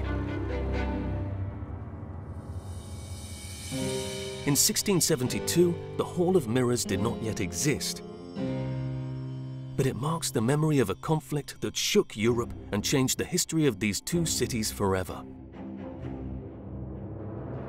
London and Amsterdam had already been met with 2 wars, and until now, the Dutch Republic had always won the battle. 3 years earlier, the Dutch Navy had even invaded England and had crept up on the enemy navy along the Thames. Most of them had been destroyed. Ever since, the English had dreamed of nothing but revenge. Louis XIV saw this as an opportunity. The King of England, Charles II, was his cousin. He admired the King of France and his absolute power. The two men were on good terms and formed an alliance in Dover. In early spring, war broke out, and for Amsterdam, the situation was very dangerous. England had formed an alliance with Paris, but also with the communes of Münster and Cologne. Danger was therefore coming from all directions. The French troops entered Dutch territory. They moved quickly to positions very close to Amsterdam. It looked as if Amsterdam itself might be conquered by the French. That didn't happen. But a major part of Dutch territory was occupied by foreign forces, really for the first time since independence. One of the problems that the Dutch have in the 1670s is they have to maintain a huge army to fight Louis XIV. That army is about 100,000 soldiers, possibly even more. And this implies that every 20 Dutch men, women, children, 20 of them together are paying for one soldier. And that becomes impossible to sustain. The Dutch Republic finally won the battle, but the country emerged from it exhausted. As for its opponents, it was better luck next time.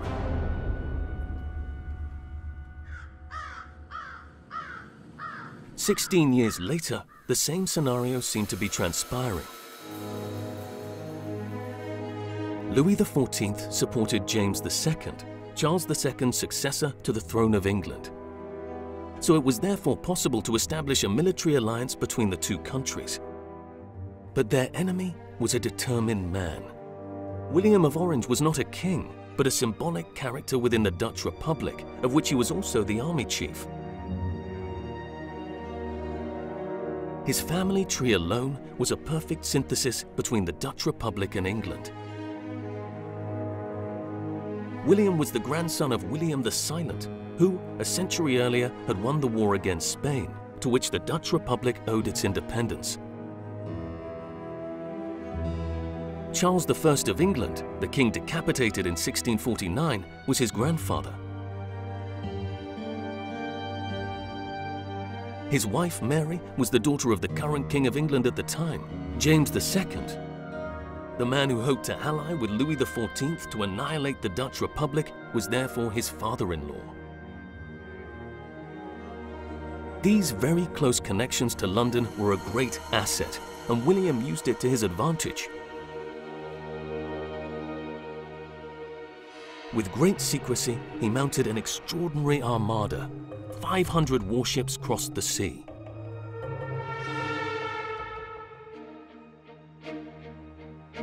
He takes a large invasionary force across, 25,000 men, as well as 60,000 copies of a pamphlet in which he says this is not an invasion. I am English. William of Orange claimed that he was defending the country's interests against its own king, James II, whose diabolical advisors had imposed an arbitrary government on the population. And the argument worked. James II, King of England, fled to France, and when William reached London dressed in white to signify the purity of his intentions, he was applauded and received the support of Parliament. The deal is that William, together with his wife Mary, become the new sovereigns of England. For Parliament, the deal is that they will have the final say on all important issues. Parliament granted William and Mary the Bill of Rights and the habeas corpus, which, for the very first time, established the limits of a sovereign's power and respect for individuals' freedom. This episode was later called the Glorious Revolution.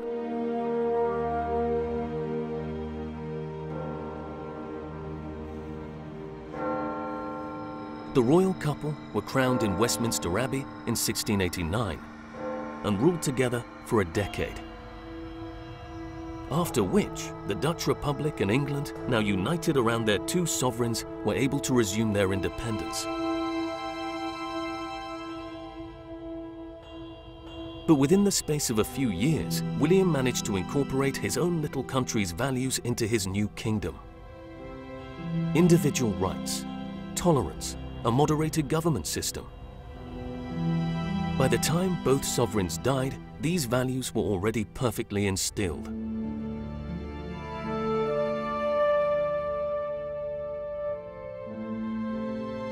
This all cost the Dutch Republic very dearly. It was another financial burden for a country already in substantial amounts of debt. At the beginning of the 18th century, Amsterdam was still a large capital city, but its heart wasn't in it. One clue indicates that the times were changing. Painting, throughout the Dutch Golden Age, had been one of the great passions of the Dutch Republic.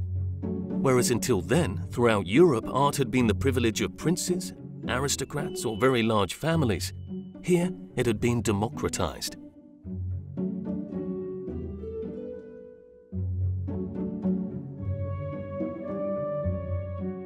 Al die grote huizen, maar ook de kleinere huizen, waren rijkelijk voorzien van schilderijen. Zien we dus dat er in de 17e eeuw ongeveer om de weg 1 miljoen schilderijen gemaakt moeten zijn. Niet alleen Amsterdam, maar in de hele Republiek. Een bakker en een schoenmaker hebben toch al gauw 5 à 6 schilderijen. Grote collectioneurs hebben er 40 à 50. Maar het hebben van schilderijen is eigenlijk iets heel wijd verspreids. En is eigenlijk zoiets als je nu posters aan de muur hebt. Amsterdam was the birth of the individual. Everyone wanted to showcase their existence, or their profession, like a jeweler, or their daily life. If you look at the journals and diaries and letters of travelers from other parts of Europe, they would come to Amsterdam and be on the Dam or another market, and they would find it amazing that you would see a fish seller and a vegetable seller, and then you'd see an art seller right next door. And then you would see ordinary people going and buying these paintings, and the paintings would not be of a saint or something like that. They would be of ordinary people doing ordinary things, like selling vegetables or you know, a woman pouring milk into a bowl or something like that.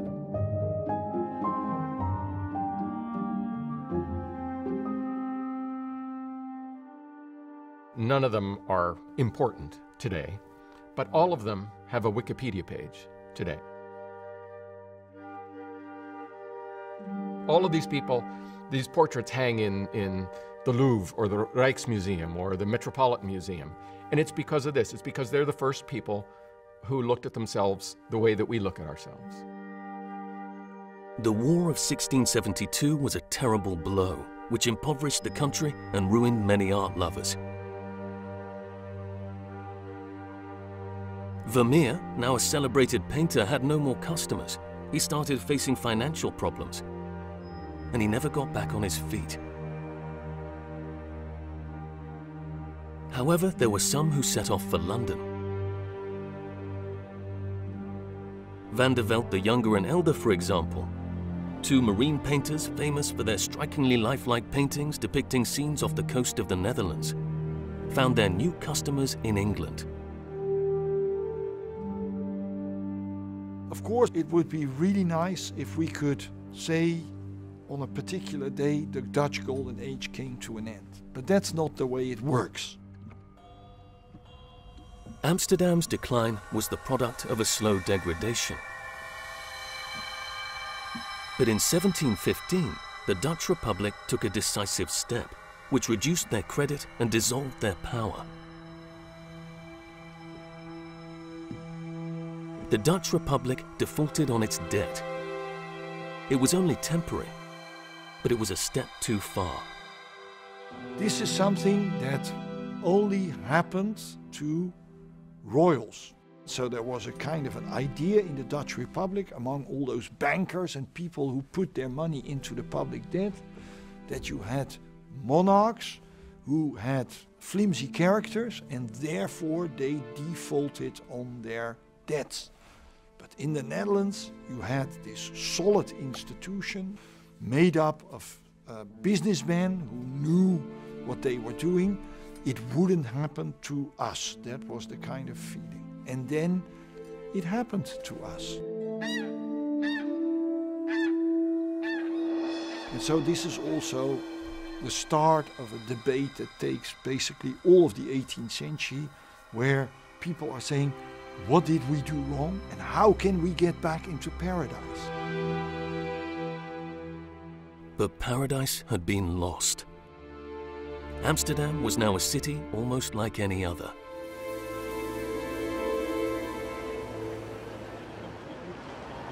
It's in New York, at the Metropolitan Museum of Art, that this story finds its end. Amsterdam had had its golden age in the 17th century. 2 centuries later, New York experienced its Gilded Age.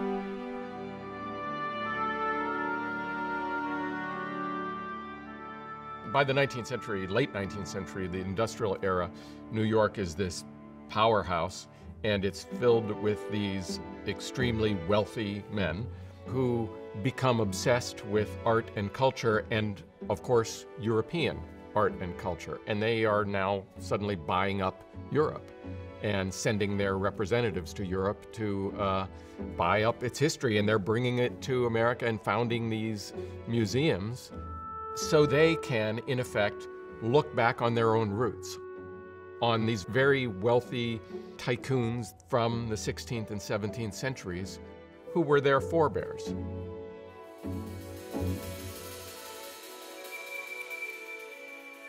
The Prince of Sugar, the Baron of Railways, the King of Abattoirs, or the creator of the first department stores in America. These huge collectors bequeathed these masterpieces to museums around New York City. By the end of the 18th century, Amsterdam had fallen off the pages of this great story. London and New York now stepped out in front. On both sides of the Atlantic, 2 rival powers would now dominate the world and face the challenges of modernity. 2 fast-evolving cities shaken by both industry and new technologies. 2 cities in their extreme forms, both extreme poverty and immense fortunes. They went on to invent the megalopolises we know today.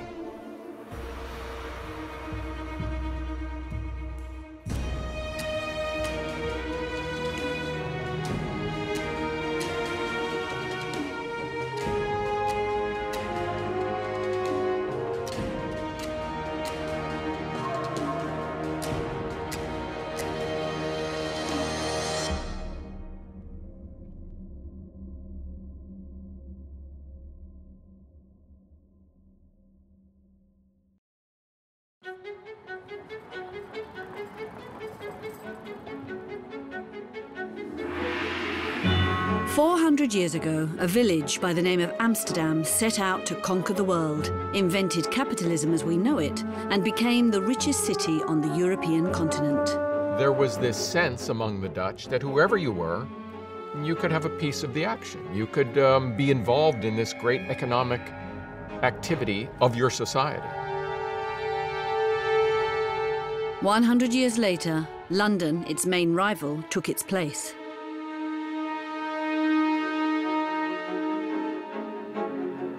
The greatest trading power in the world, London endured terrific hardships, but went on to become the world's largest city and invented the megalopolis of tomorrow's world. When the railways crashed through the poorer areas of London, people were just dispersed. They were swept aside, you might say.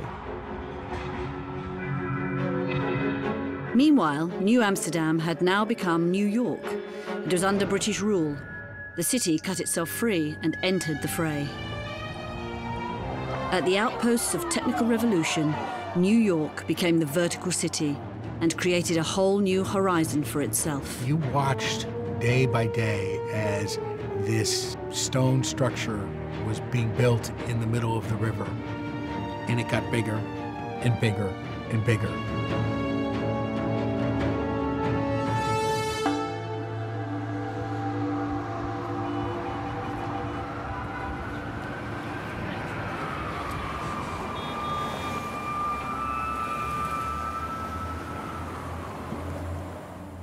At the end of the 18th century, Amsterdam, the leading global trading power, finally had to accept defeat.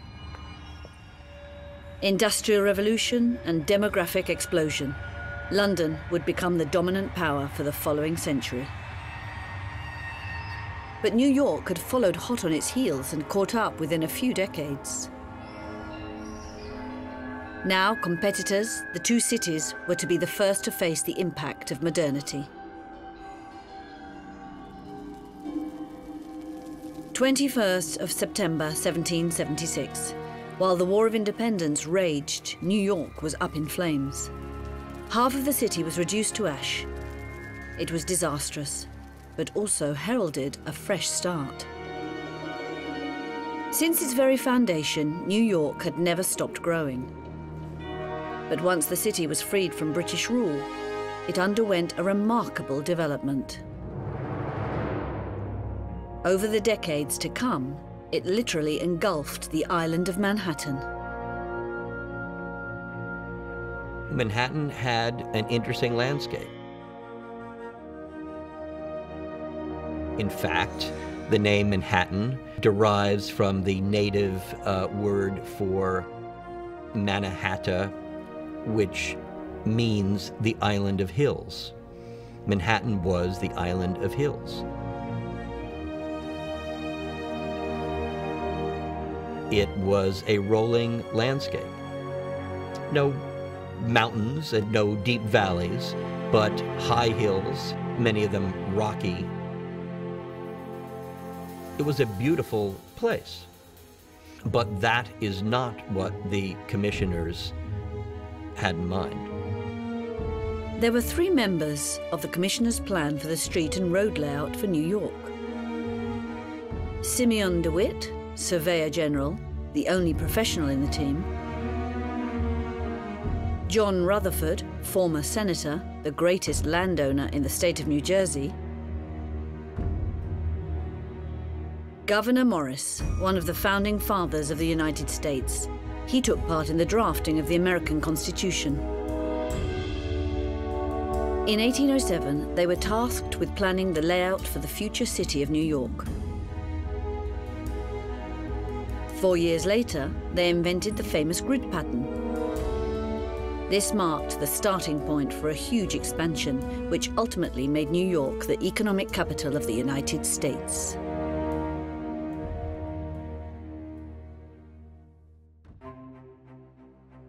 At the turn of the 19th century, New York had two key competitors, Boston and Philadelphia. It's at this point that it took the upper hand. Its traders were selling raw materials and buying manufactured products in England and got involved in the trafficking of slaves between Africa and the southern states of the US. This is how they came up with the idea of offering their clients a completely new service. In Philadelphia or Boston or in London at the time, the standard way of trading was to wait until a ship was full and then send it across the Atlantic, and it would go across the Atlantic and wait at the other port until it was full and come back. The New York traders therefore proposed a different and much more efficient service. Their ships would set off at a set time, whether or not their holds were full or empty. This way, their customers would know exactly when the ship was leaving and when it would arrive with their cargo. This method couldn't be rivaled, and so New York gained a definitive advantage over its competitors. And that's not all. By sailing north up the Hudson, then winding up a canal to the Great Lakes region, the city was able to fashion itself a path of traffic deeper into the country, and therefore toward its plentiful natural resources. It was a sizable challenge because it stretched a huge distance, almost 600 kilometers. The Erie Canal was the first major construction project in the history of the United States. People were very skeptical. They were concerned about the amount of money that was being borrowed, and it was just not a sure thing at all. It turned out to be a fantastic thing, and within just a few short years, the toll revenues being collected along the Erie Canal were more than enough to pay off the debt. The Erie Canal was a small revolution for New York, because until that point, it had been difficult or even impossible to travel around such a vast area. From this point onwards, it was now much easier to transport wood, furs, and soon coal and agricultural production to New York. All the items that would be necessary for its trade and industry. Philadelphia was the real competition here. Philadelphia tried to build a canal to go west, but west of Philadelphia are mountains. And so they started later. It was more expensive to build because of the mountains. That meant that the tolls had to be higher. So the Philadelphia Canal went bankrupt while the New York Canal just prospered and grew. You could call the Erie Canal a kind of vacuum, a suction and pressure pump that allowed New York to withdraw produce from within the country and distribute imported products back into the country. So that made the city completely unavoidable in the material sense of the word. You absolutely had to pass through it. The Erie Canal was officially opened in 1825 and gave the New York economy a considerable boost just as the city was being planned and the famous grid pattern started taking shape. Both projects were intricately linked because two of the three members of the Street and Road Layout Commission for New York, Gouverneur Morris and Simeon DeWitt, were also involved in the design of the canal. And this mission took up a great deal of their time. With time running out on their street commission, they basically punted, which means they cast about for some plan that existed that they might adapt to their purposes because they hadn't really come up with a plan of their own. Upon searching through the archives, they came across some work done by a man called Casimir Girk. Girk had drawn up the plans for plots of farming land in the center of Manhattan, in a location that was, at the time, worth almost nothing. Through these common lands, he designed 3 avenues, perpendicular roads, and 140 plots, each measuring 2 hectares. Boom. There it is. There is the Manhattan grid. It comes directly from the Common Lands grid, and what the commissioners did is simply expand it, explode it out from there. And so, as if by chance, the great grid pattern was born, a pattern without which New York would not be New York. Many other cities would have their planned core, and then as they expanded, they would plan additional subdivisions and add additional streets. So you never really knew what was coming up next. New York in 1811 lays out this grid that extends almost all of the island of Manhattan. All the streets were at right angles. There was a standard plot size. All the plots were roughly the same size. The avenues were roughly the same size. The streets were roughly the same size. It made every piece of real estate more tradable, more buildable, more developable, more marketable, and it made the real estate market very rational. 12 avenues, 155 streets. The city was about to transform itself into a real estate kingdom. But before it could do so, the island of Manhattan was yet to be conquered.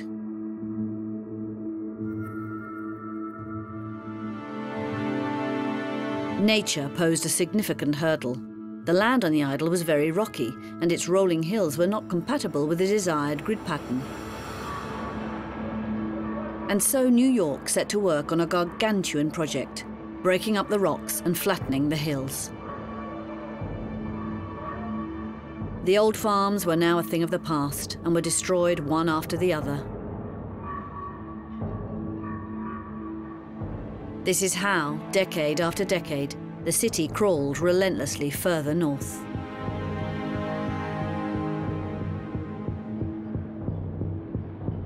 Manhattan was divided into almost 2,000 sections of houses, or what are now known in New York as blocks.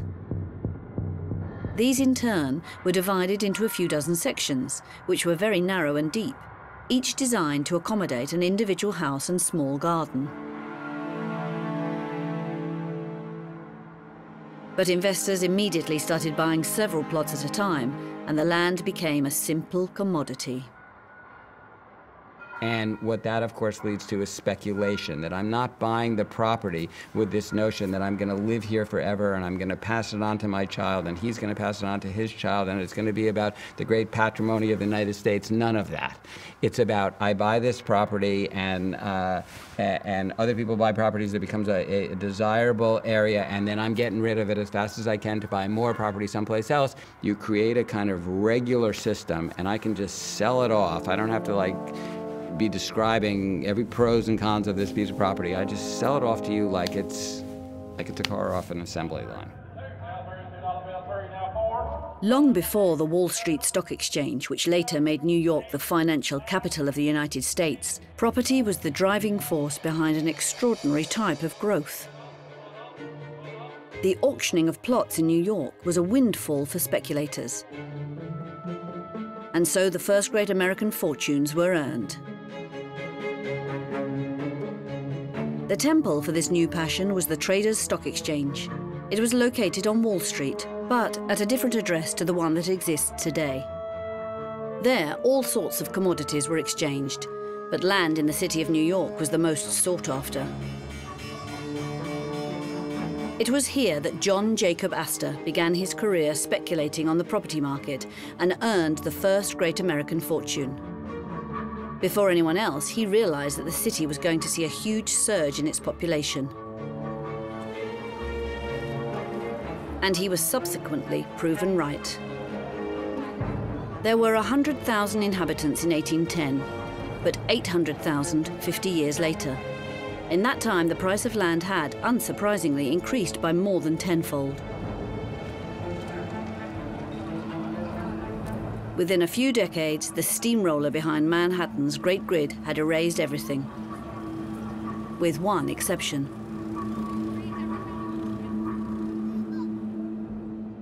Broadway is really, to my mind, the grid's saving grace. It creates these irregular, angled intersections with the north-south avenues. And these are graceful, urban oases. The only instances anywhere in Manhattan of any irregularity. Broadway, the great avenue of today, follows the outline of a former Indian pathway. The city plan of 1811 should have erased it, but it provided access to a great number of ranches, the owners of which ultimately demanded that it be left in place. 2 centuries later, it was one of the most famous avenues in the world.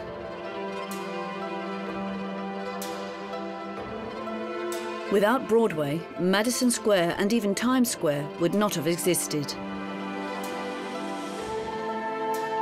Broadway is the legacy of a time where New York was still a little city on the other side of the world. Before the start of the 19th century, it was already heading towards the great metropolis we know today.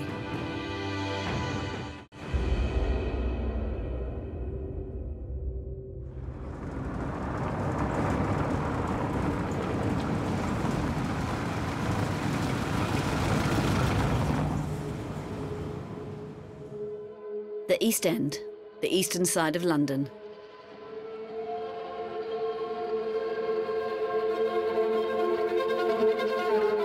At the turn of the 19th century, as the British Empire began to grow, products from around the world started arriving in the East End. But London's port was not ready for such an influx of goods. It was simply known as the Pool of London, where hundreds of ships would moor to load or unload their cargo. A multitude of small vessels would continuously come and go on the Thames banks.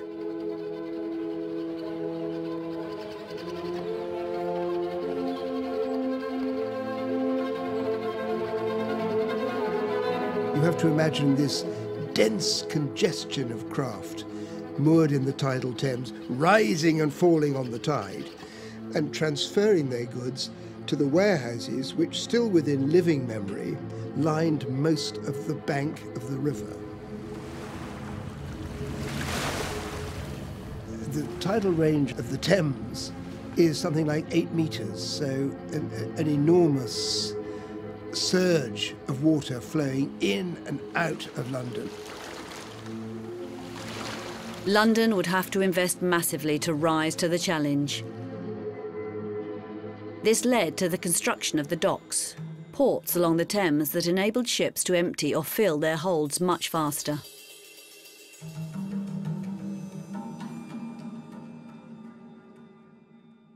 Each of them specialized in a different type of trade. It might be timber, it might be grain, it might be meat, it might be sugar, it might be rum.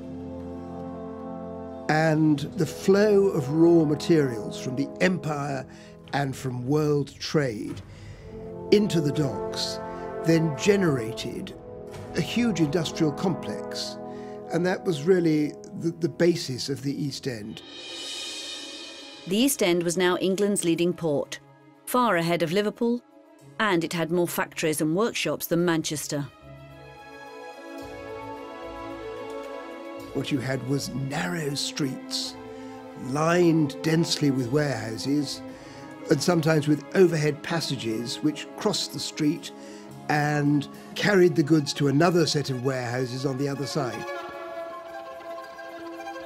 You can still see that pattern. The warehouses have been converted now into luxury dwellings, but you can still see the physical pattern in Rotherhithe and in Wapping.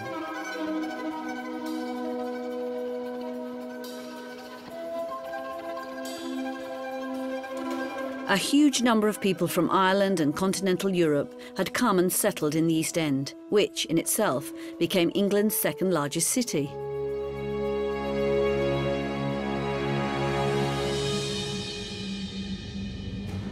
Subsequently, the railway was built. First came the train, then the underground. London was undergoing a revolution more violent than ever before.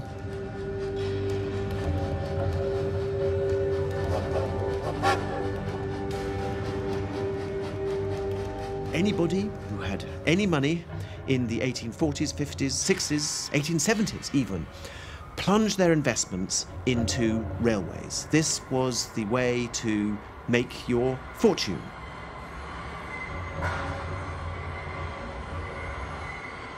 And as that happened, these individual projects funded by individual investors brought railways into the city, stopping at individual terminuses. And by the 1850s, there were as many as 19 termini dotted round the outside of London.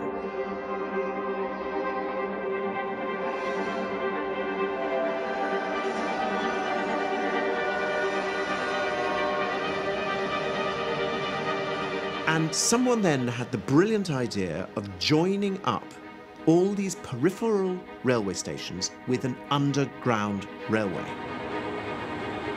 Long before electricity, steam trains would go through tunnels which had vents in them to let the smoke out. They were the first underground trains ever invented. And the Underground Railway solved the problem because it enabled you to get on to one station in the north, to get on the Underground Railway and to move round to get into another station on the east. But the destruction it caused was enormous.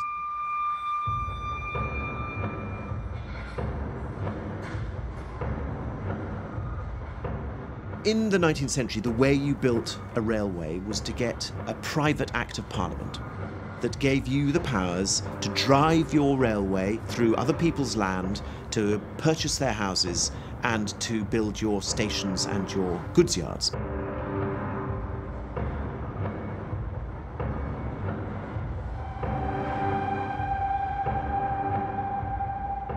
When the railways crashed through the poorer areas of London, people were just dispersed.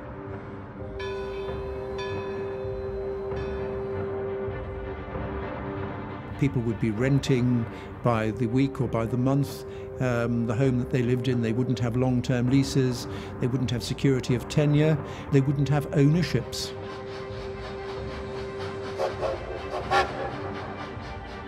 The landlords of the buildings were quite happy to make a few pounds by throwing out their tenants and selling the plot to the railway company or selling a lease to the railway company to build their railway through.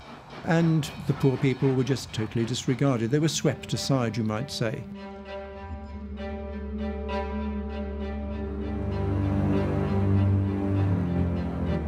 And these people are moved, they're not rich enough to move far, and so they move into more slums, making them more intense and creating worsened poor areas.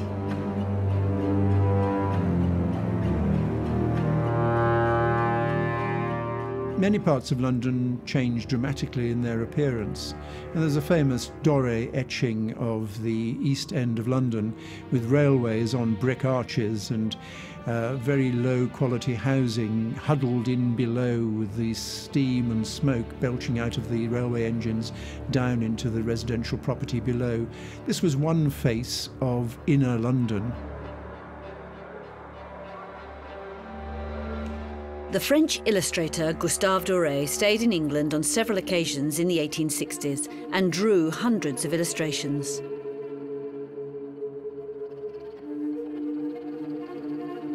Doré was one of those who discovered, to their astonishment, the most populated city in the world, now undergoing significant change. But London, with its mass poverty, industrial districts and slums, was also the capital of the most extraordinary wealth.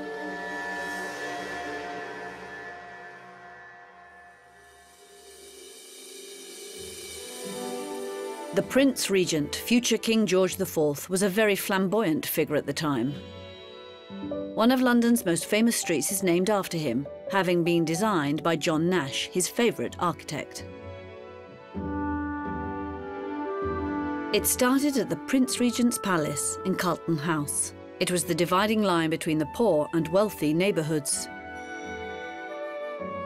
The east of Regent Street were the slums.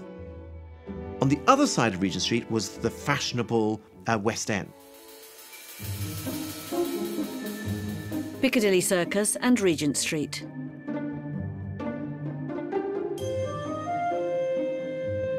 They were, and still are, some of London's great emblems.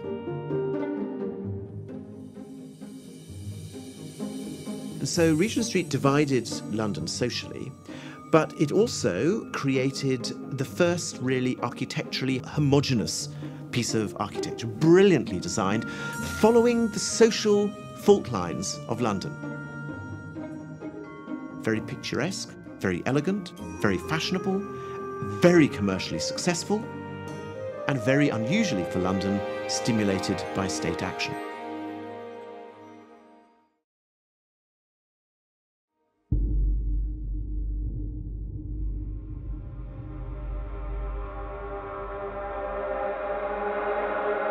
It's now a neighborhood of brick buildings located in South Manhattan overlooking the East River.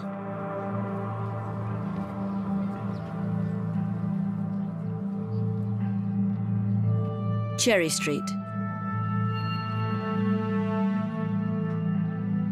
A place that underwent one of the most spectacular transformations in New York during the first half of the 19th century. George Washington, the first president of the United States, had a house there, so it became one of the most fashionable streets in the city.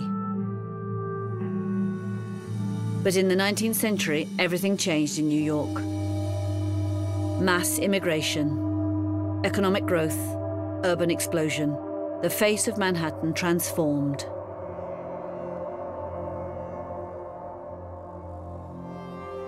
Population growth was so rapid all through this period of time. There's some decades in the 19th century where we had hundreds of thousands of residents, where the population in just one generation doubles.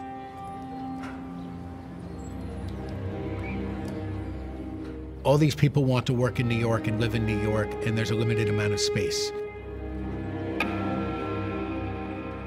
Manhattan is an island, rivers on both sides, so the only place to go is up or to squeeze more people into every block. And the people who invested in New York City land became expert in fitting as many residents as possible onto each one of those lots. Cherry Street had once been an ideal place for living the sweet life, but immigrants had started settling there in their tens of thousands. And so a new type of building emerged, the tenements. They were perfectly adapted to Manhattan's divided structure and the blocks carved out for individual houses, but not for such an influx of people. Instead of these little houses and their gardens, the tenements filled each plot in its entirety. Initially, a space was left at the back of the building, but as Manhattan's population exploded, they spread throughout the entire block, leaving the occupants with no light or room to breathe. You're talking about no bathroom facilities at all. You're talking about privies in the backyard. You're talking about what we would think of as absolute slum conditions, but with the added feature that it's intrinsic to the architecture. Room is the right word. These were not apartments. People, of course, had many children. People are also taking in unrelated boarders or lodgers to help make rent. So you might have in 2 small rooms 15 people living. There would be a small area for cooking, and then people are going to be sleeping in both rooms, sharing beds. There might be people sleeping on 24-hour cycles. You may have some people sleeping at certain times a day, and then others sleeping at other times a day. A lot of work was also done at home, especially in the garment industry. Textiles might be made in a factory, but people were often sewing clothes themselves, working as tailors in their tenements.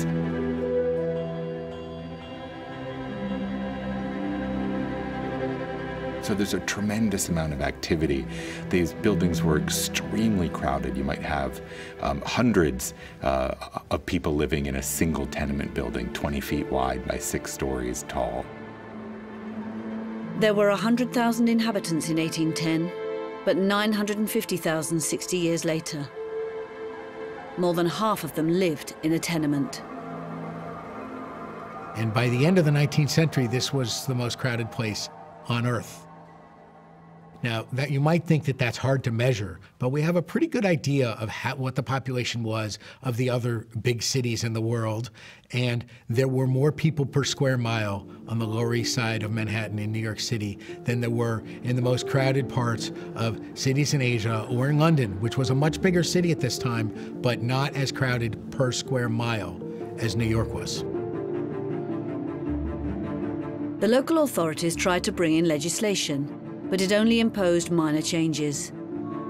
At least until Jacob Riis broke the taboo and revealed a reality that everyone until that point had chosen to ignore. He was a Danish immigrant.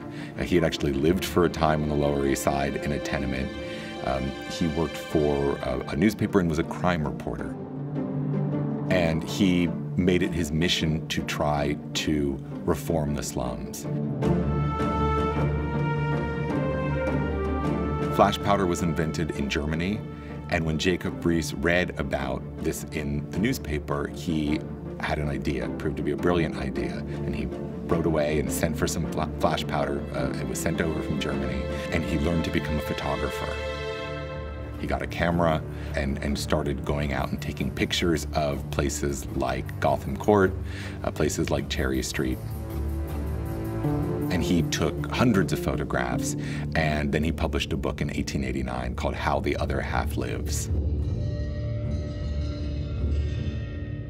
And there were certain themes he liked to depict. So there's lots of photos of children standing next to piles of garbage, or very menacing looking young men who might be part of a gang holding big sticks and looking very rough.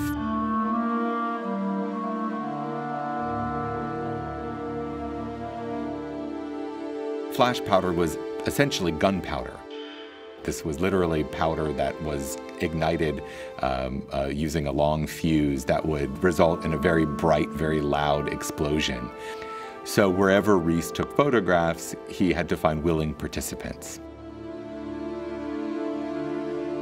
So it was a very manipulative and orchestrated operation.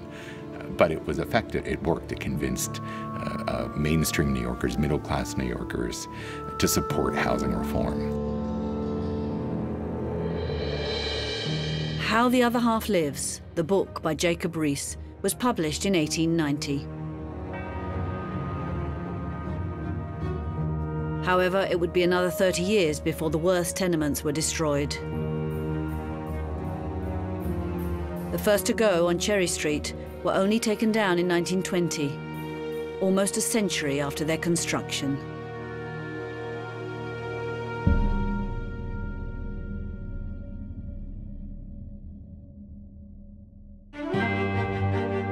Hyde Park, one of the largest and most beautiful parks in the British capital.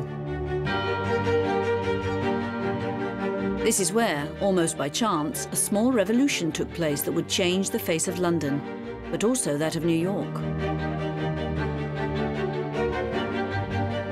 It all started when Queen Victoria, or more precisely, her husband, Prince Albert, decided to organize a great exhibition and design a building for that very purpose. The problem was that the building had to be relatively cheap, it had to be constructed very quickly, and it had to be able to be moved away at the end. Prince Albert, who's now commemorated by a memorial located where the exhibition was held, appointed a commission that refused all proposed projects as they were deemed too expensive or inappropriate. At least until Joseph Paxton proposed the most ingenious solution yet. Paxton wasn't an architect, but a gardener. And in the gardens he worked on around the Chatsworth estate, he'd designed greenhouses for growing tropical plants. And of course, gardening is somewhere where you have to solve problems with the limited materials you have around you in a relatively quick way. A lot of ingenuity is called for from gardeners, and Joseph Paxton was probably the most ingenious gardener that has ever lived. To host a World Fair, Paxton believed a giant greenhouse would be the perfect solution. All the parts required for its construction could be prepared in a factory. The building's frame would be cast iron, its roof would be glass. It was the first building of this size to be open to the public and totally prefabricated. Personnel of about 2,000 men were able to construct the Crystal Palace in a period of 8 months because of prefabrication, because glass came in standard-sized pieces and the components that contained and held the glass were also manufactured in factories and brought to the site, ready-made and ready for assembly. Even the drainage system was standardized so that the gutters were also part of the structure of the building. And then the columns of the buildings themselves, the supporting columns, were actually drain pipes to take away the water from the roof. The whole thing was very practical, very engineered. With its 6 million visitors, the World Fair was a huge success. And it did not go unnoticed.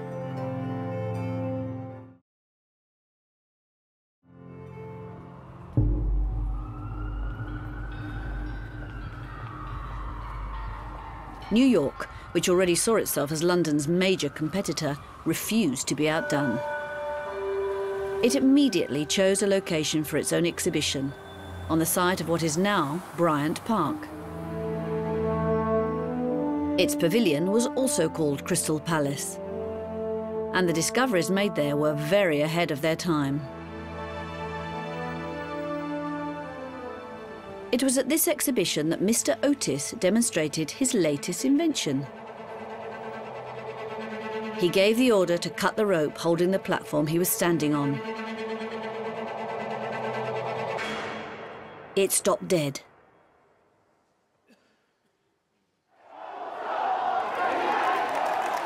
Lifts could now be trusted. "It's danger-free," Otis yelled to the awestruck crowd. It was the first leap in the race to higher levels, which New York would soon be leading. The second leap was taken 3 years later, a bit further south, in a neighborhood that now no longer stands out due to the height of its buildings. It was here that James Bogaerts built his first prefabricated cast iron buildings. Bogaerts used the same method that was used for Crystal Palace in London, but adapted it to a building of much smaller proportions. His first building looked like an Italian palace from the Renaissance period, the difference being that its facade was not sculpted out of stone. It was iron, cast in a warehouse. Bogaerts designed 3 buildings like this one, all in different styles. And since his invention was so great, it was immediately copied. It led to the creation of a whole neighborhood filled with imitations of antique, Italian or Parisian architecture.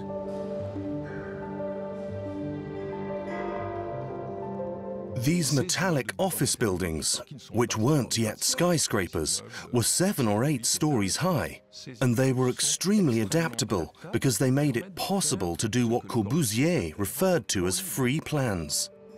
In other words, a very flexible building that can be used for storage or offices. Nowadays, you can use them as artists' workshops. They're the first buildings on this scale using cast iron frames that didn't need load-bearing walls. It was 4 years later that one such building, the Horwath building, with its revolutionary architecture, was finally introduced to the lift.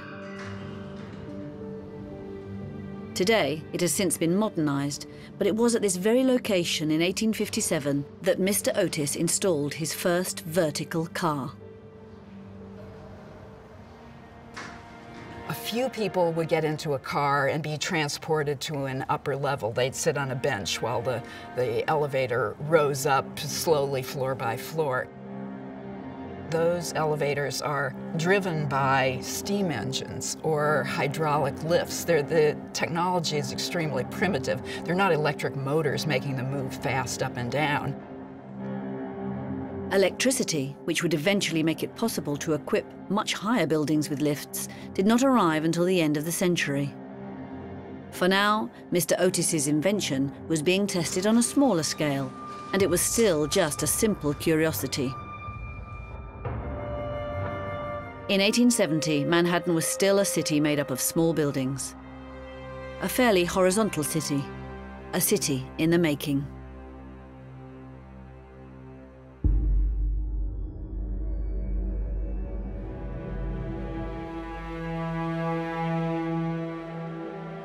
That year, the summer was stifling, and the stagnant water in the Thames became a swamp with an unbearable stench. It was a period called the Great Stink. The city's population had just reached beyond 3 million inhabitants. There was no sewage system. Pollution was a huge problem. London was the first to tackle it.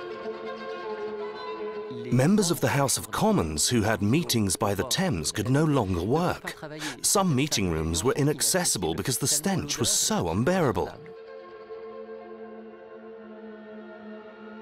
They doused curtains in chlorine and hung them in Parliament windows to try to alleviate the bad smells, but also to disinfect them, as it was still believed that bad smells carried disease. The Chancellor of the Exchequer, Disraeli, was forced to leave a meeting room with a handkerchief to his nose, practically gagging because he could no longer bear to stay in the room. The press were delighted, and they wrote, "Finally, our leaders will do something. They'll finally understand how our people have suffered for a dozen or so years next to this cesspit."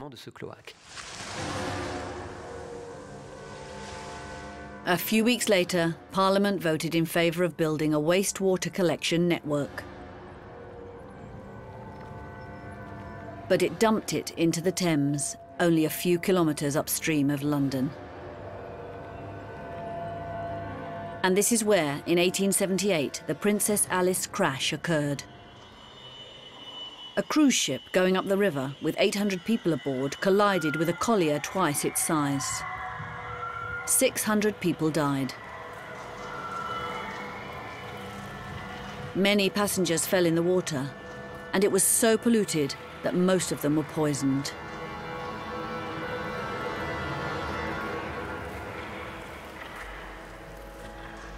And that's not all.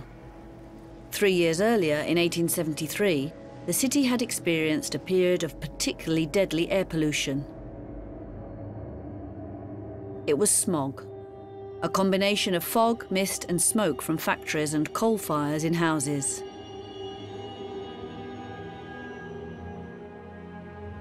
"800 people died in a matter of days. Witness accounts describe it as a multi-sensory experience. Of course, like any fog, it affected sounds. And more so than other fogs, it blocked people's vision. You couldn't see a meter in front of you. It also affected people's sense of taste and smell. It had a slightly acrid taste to it, a smell that some described as rotten egg, or at least left an aftertaste in their mouth, that's for sure, and it was sticky. It's believed that the Victorians often wore black because they had to protect their clothes, one way or another, because it was impossible to keep your clothes white or clean for long if you lived in London. The fog caused great chaos outside, but it also made its way into people's houses.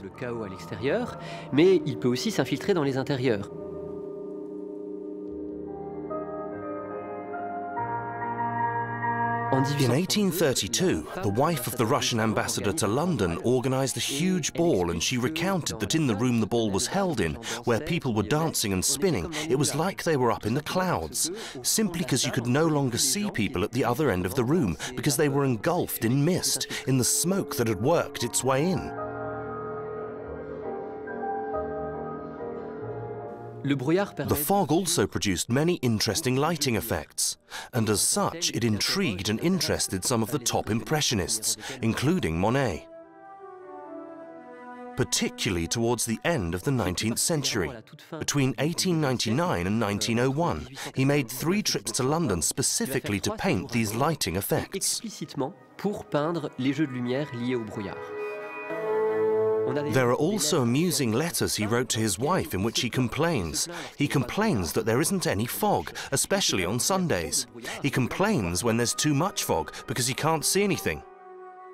But that's what made Monet's job so exciting, because that's what he wanted, to paint the moment, to paint an instant of a particular light, a particular play on colours. But at the same time, that kind of instant is sometimes so fleeting that it's hard to capture.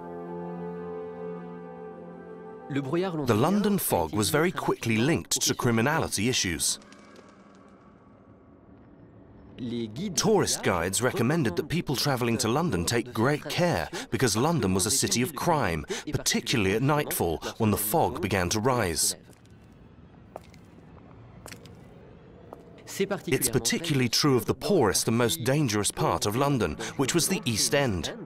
That's where after 1888 the famous Jack the Ripper murders took place.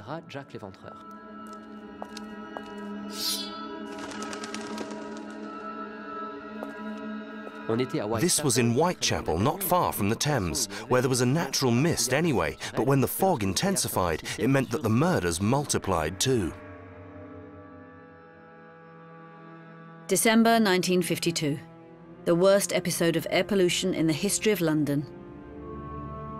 A 4-day smog, which claimed over 10,000 lives.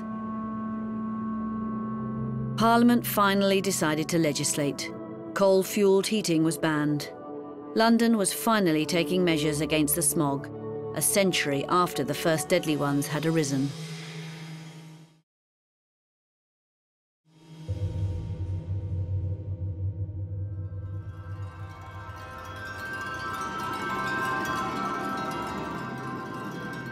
The first skyscraper in New York was neither a housing block nor an office block. It was a bridge whose pylons reached over 100 meters high.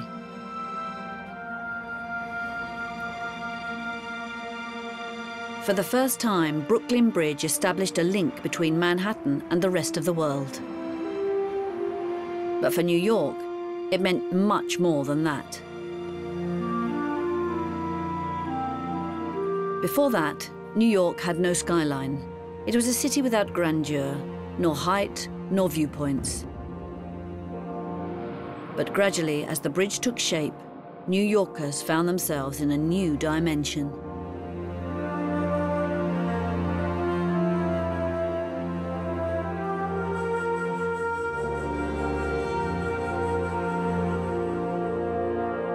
If you lived in Brooklyn or if you lived in New York City, you watched day by day as this stone structure was being built in the middle of the river, and it got bigger and bigger and bigger. And soon it was bigger than the tallest buildings in either city, and then it kept going. So it became this oversized structure. It seemed to dwarf the cities that it was connecting.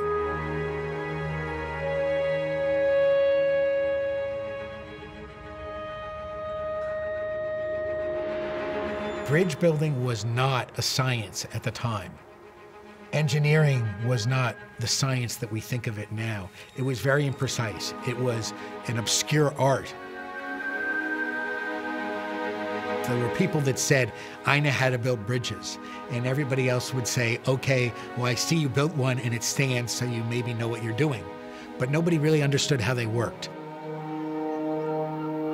New York was a city of engineers, and John Roebling was one of its first great representatives.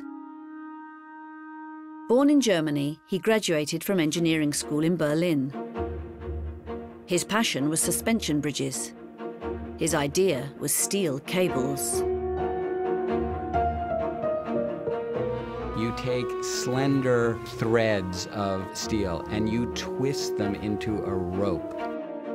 That's what Roebling, the designer of the Brooklyn Bridge, does. And that's his first contribution, is not the bridge itself, but this notion of a cable of twisted steel that's able to support unimaginable amounts of weight. And then you turn to the Gothic past and you build these masonry towers without internal steel that incorporate the voids of these towers, incorporate not the solid part, but the absence of building is carved into pointed Gothic archways that look literally like a cathedral. And you are doing nothing more than building a conduit of traffic. It would have been his life's masterpiece. However, John Roebling died of his injuries following an accident shortly after construction began. It was his son, Washington Roebling, who took over the project. But Brooklyn Bridge would eventually shatter his fate too.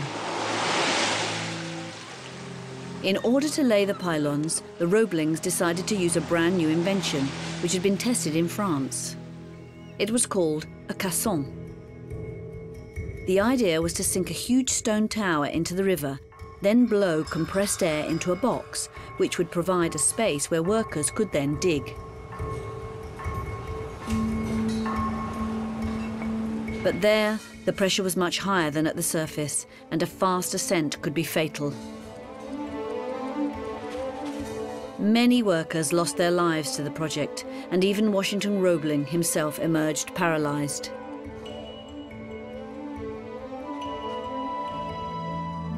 His wife Emily took over the project. She was the first person to cross the bridge on the day it opened.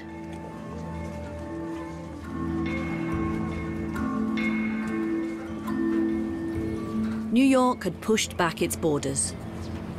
The city's population was at 940,000 in 1870.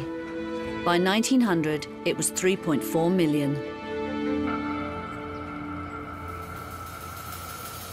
This is how it became the first American megalopolis. London, the biggest city in the world, was now within its grasp.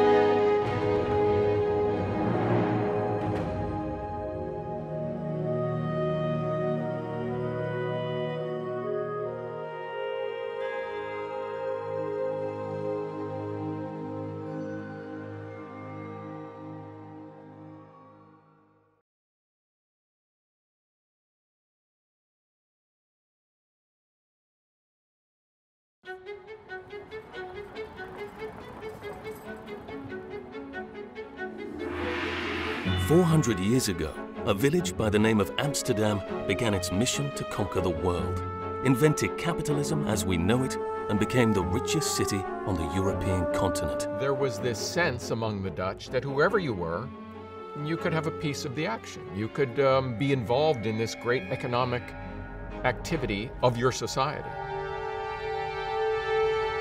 100 years later, London, its main rival, took its place.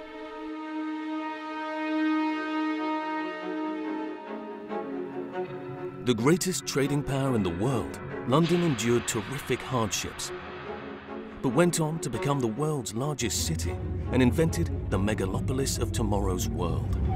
When the railways crashed through the poorer areas of London, people were just dispersed. They were swept aside, you might say. Meanwhile, New Amsterdam had now become New York. It was under British rule. The city cut itself free and entered the fray. At the outposts of technical revolution, New York became the vertical city and created a whole new horizon for itself. You watched day by day as this stone structure was being built in the middle of the river, and it got bigger and bigger and bigger.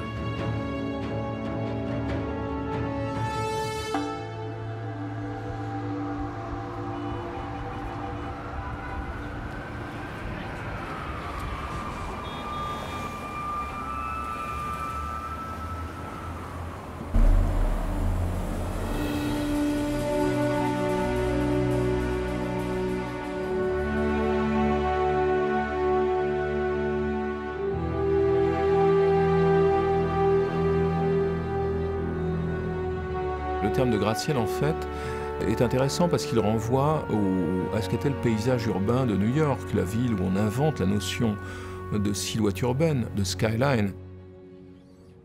Le paysage urbain de New York, il était constitué par les clochers des églises et les mâts des navires.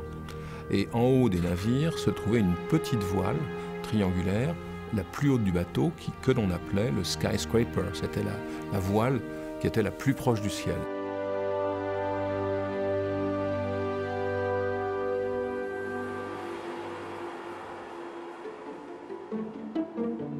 The City Hall was where New York's skyscraper saga first began. At the end of the 19th century, 3 major newspapers set up their headquarters on either side. The competition between them was fierce.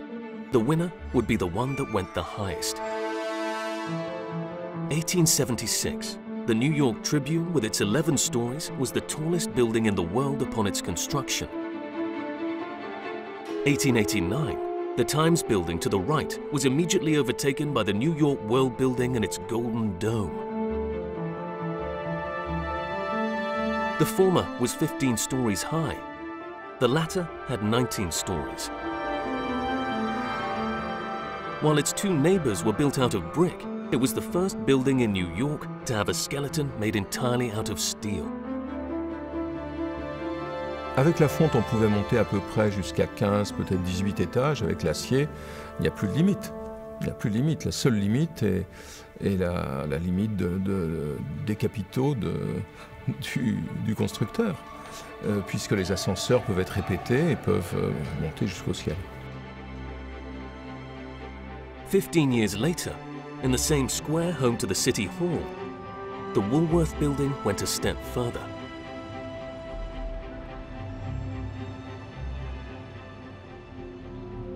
...241 meters, 57 stories.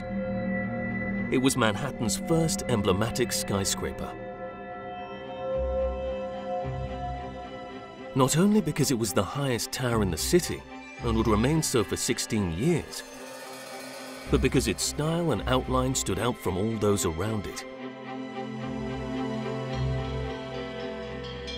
This time, the building wasn't owned by a newspaper, but by one of the richest men of that time.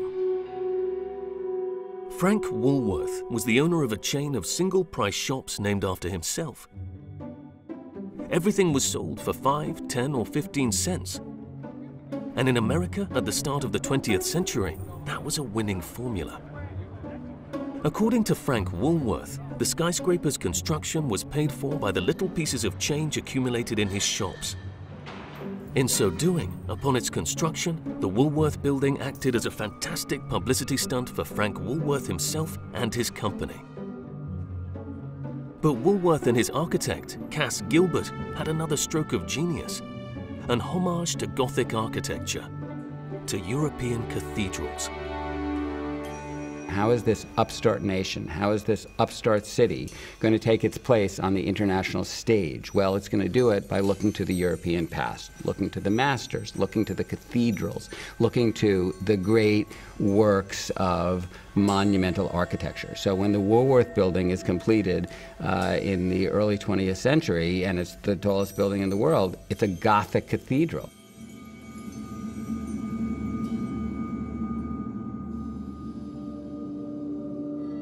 When you walk into the Woolworth Building, you're aware of walking into a kind of cathedral-like portal, which is quite monumental, and then into a lobby that makes you feel like you're in a magnificent church, but it's rather scaled down. It's scaled to the human experience.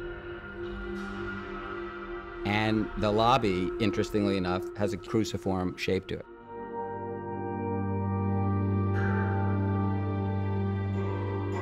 Suddenly you're in a church, and you recognize that you're in a church, standing in the nave. I mean, you get it with the transept. It comes across. Okay, then you look at some of the decorative features, and you see things that look gargoyle-like.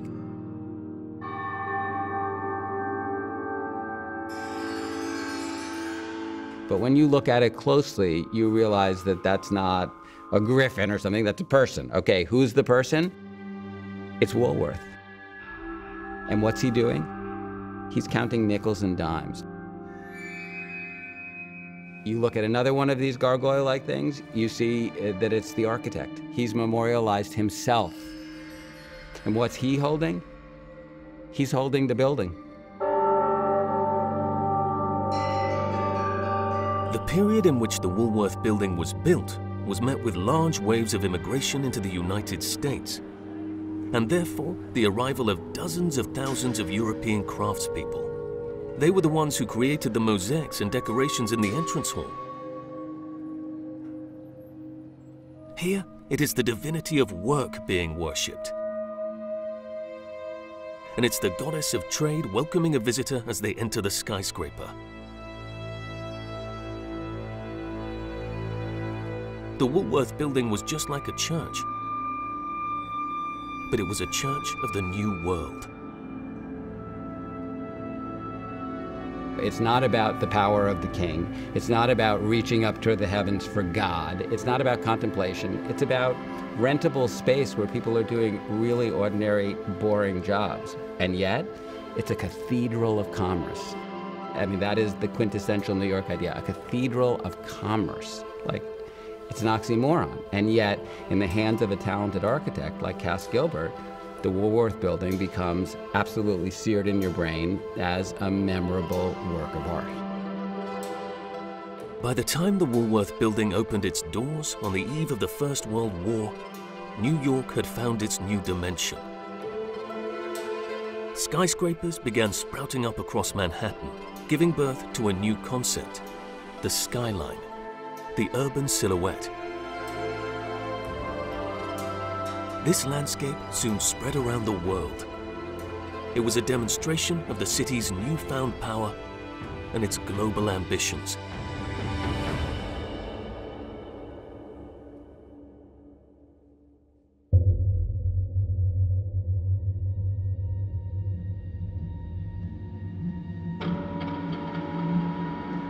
Never in human history had an empire spread so widely. London dominated vast territories across 4 different continents, thus becoming the empire on which the sun never sleeps. The West End, the neighborhood of aristocracy and the upper middle classes, began expanding significantly. But here, the latest additions were not external. These London terrace houses had stayed more or less the same since their initial construction in the 18th century. But now, their interiors were beginning to change.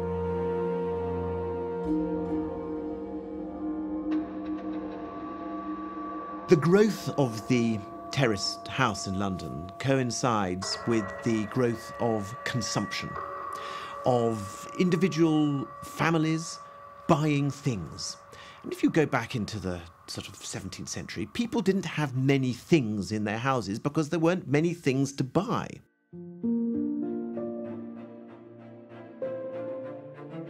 But by the Victorian period, the whole notion of shopping and buying furniture, decorative items for your house had exploded. The range of things you could get were absolutely enormous. This was the first age in which a relatively average person could afford to live in a house that was decorated, that contained apparent carvings and high-quality finishes, because these were able to be mass-produced. Colours were being invented through the invention of new dyes, and so these places became much more colourful. And we were moving from a monochrome society for all bar the very richest through into something where you had very ornate, very colourful interiors in buildings. And these little terraced houses, as a result, are unique because from the outside, they're very anonymous. Like an English person. No giving away of their character. But the moment you go inside, they were richly and individually furnished, based on this extraordinary explosion of shopping and consumption that gripped London in the 19th century. Such prosperity attracted growing interest, and the population of London tripled between 1850 and 1900, reaching 6 million inhabitants by the turn of the 20th century.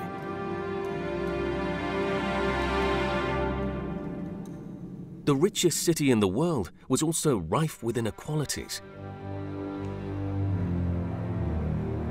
The poorest people were concentrated to pockets of poverty. No part of the city was spared. It was a time of revolution. It was in London that Karl Marx wrote Das Kapital.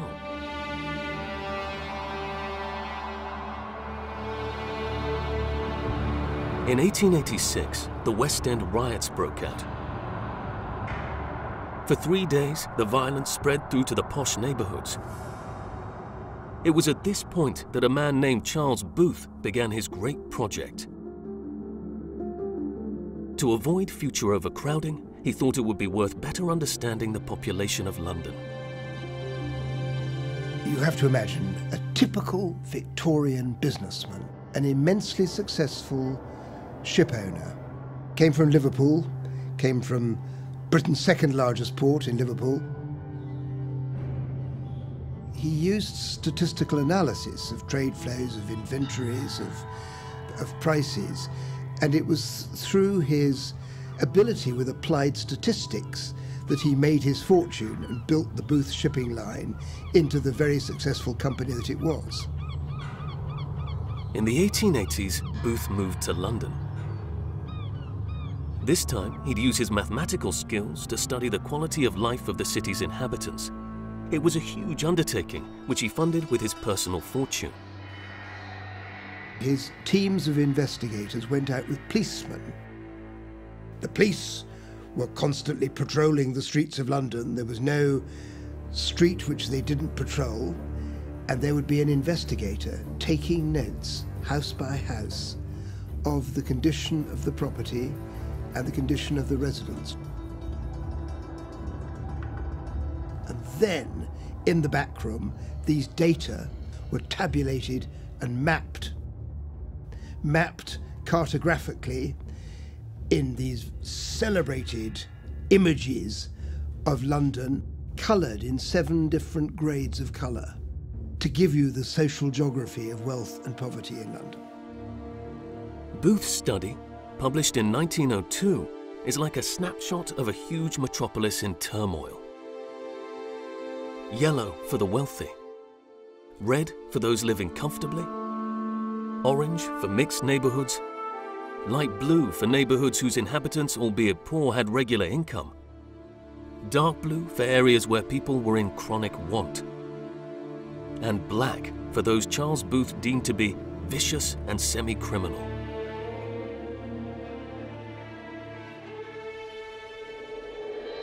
Yes, it's true.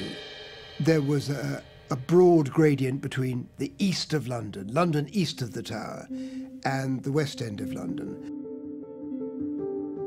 But as soon as you look at the maps, you understand that the social geography is much, much more complex. There were concentrations of deep poverty, very, very close to the beautifully manicured lawns of the Bedford estate. And equally, in the East End of London, there were respectable middle-class families living in the middle of what was caricatured as the jungle of the East End.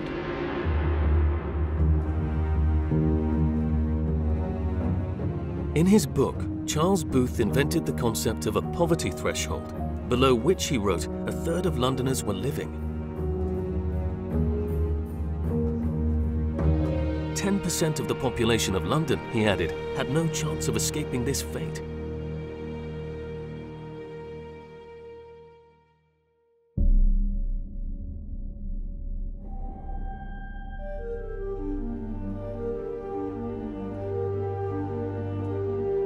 Central Park had been finished, but around it, almost nothing else had yet been built. No houses, and certainly no buildings. This neighborhood, now one of the most luxurious in Manhattan, was little more than abandoned lots. So this is where the American economy's new millionaires were able to build their little castles, which were called the mansions. For about 30 years, this part of the city became a playground for all kinds of eccentricities.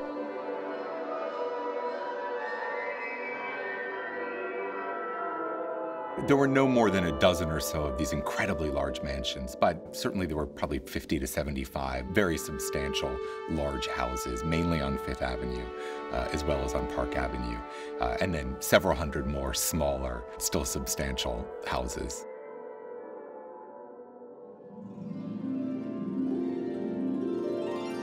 And so New Yorkers nicknamed Fifth Avenue Millionaires' Row. The new residents were men from industries such as railways, steel, coal, oil, or finance. John Rockefeller, who would soon be the richest man in the world.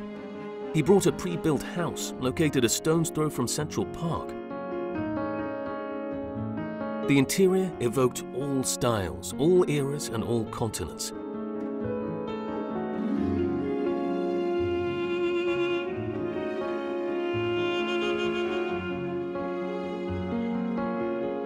Andrew Carnegie, the Prince of Steel. He built his own mansion on a plot spreading half a hectare, which was a considerable plot size for Manhattan. His house is one of the only ones to have survived, alongside that of his business partner, the coal baron Henry Clay Frick.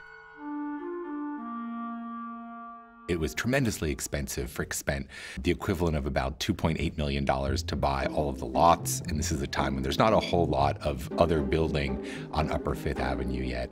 And then he spent even more, the equivalent of about $3 million to construct this monstrously large palace to live in and then to display his collection of art.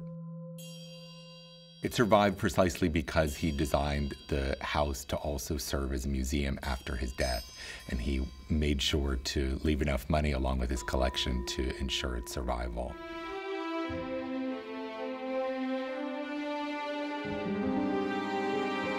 Henry Frick's mansion is an exception, because as soon as the First World War was over, these little palaces belonging to America's wealthiest individuals started to disappear one after the other.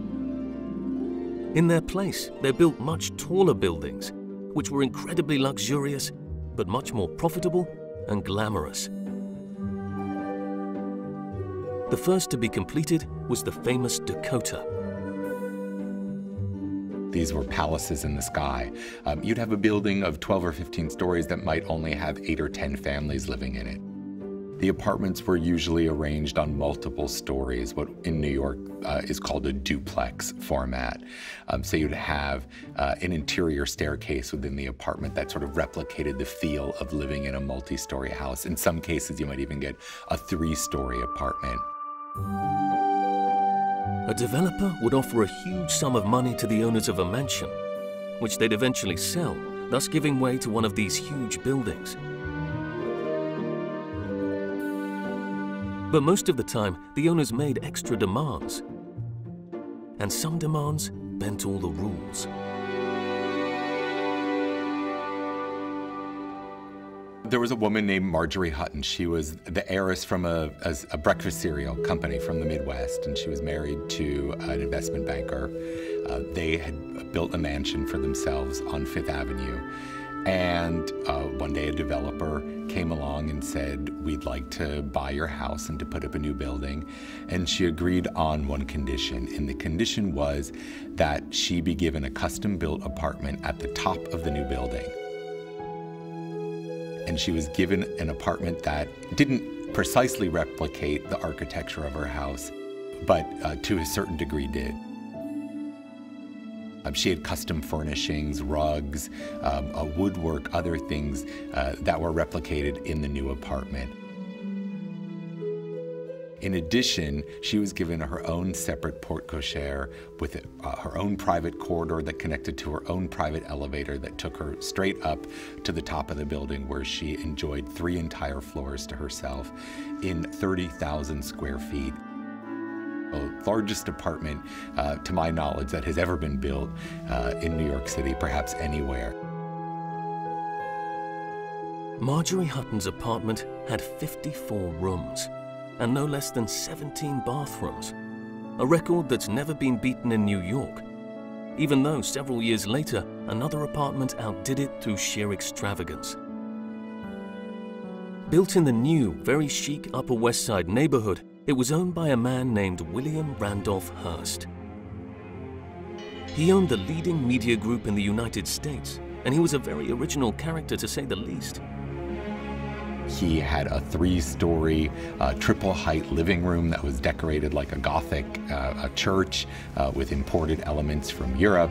And then each room was decorated according to a different theme, again, using imported architectural elements. So a French bedroom and, an Italian study, this, that, and the other. At that time, the American economy appeared to have no bounds, and the First World War had accelerated the United States' rising power. This neighborhood was the fruit of years of recklessness and excess, which was abruptly put to an end by the Wall Street crash in 1929.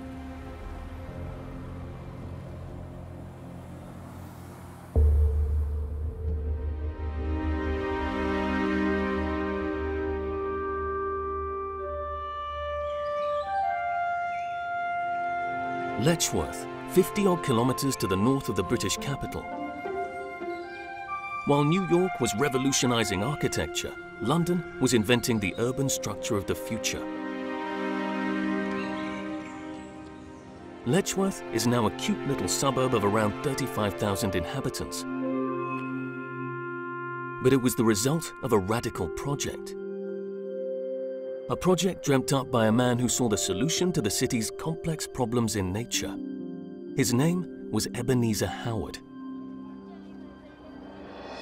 He saw the problem of poverty as a byproduct of the city and of density. He wasn't interested in sort of social explanations or economic explanations. It was the city itself that created social struggle and discontent and unhappiness. And nature, the countryside, a better balance between the peace of the countryside, the tranquility of nature, and the economic opportunity of the town could be achieved if you rebuilt the town in nature. This was his big idea, the garden city. This developed into what we call the arts and crafts movement. The arts and crafts movement looked to vernacular cottages of the English countryside.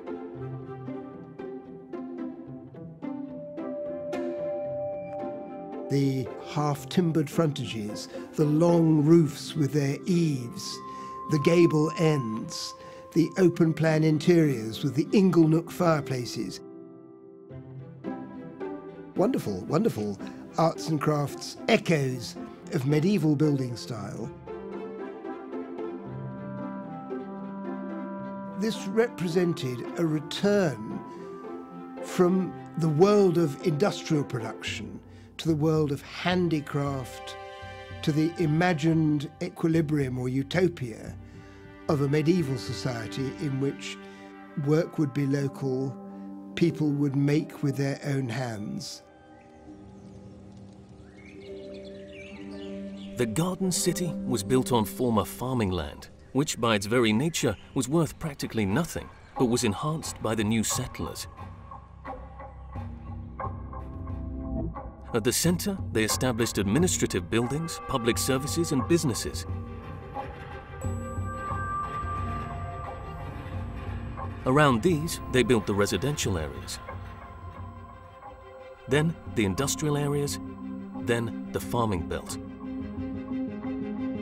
Everything was accessible via a star-shaped network of roads. But Howard saw beyond this and believed that the benefits derived from each garden city would be invested in creating new small towns dotted around London that worked on the same basis. The garden city would have therefore offered a countermodel to the megalopolis.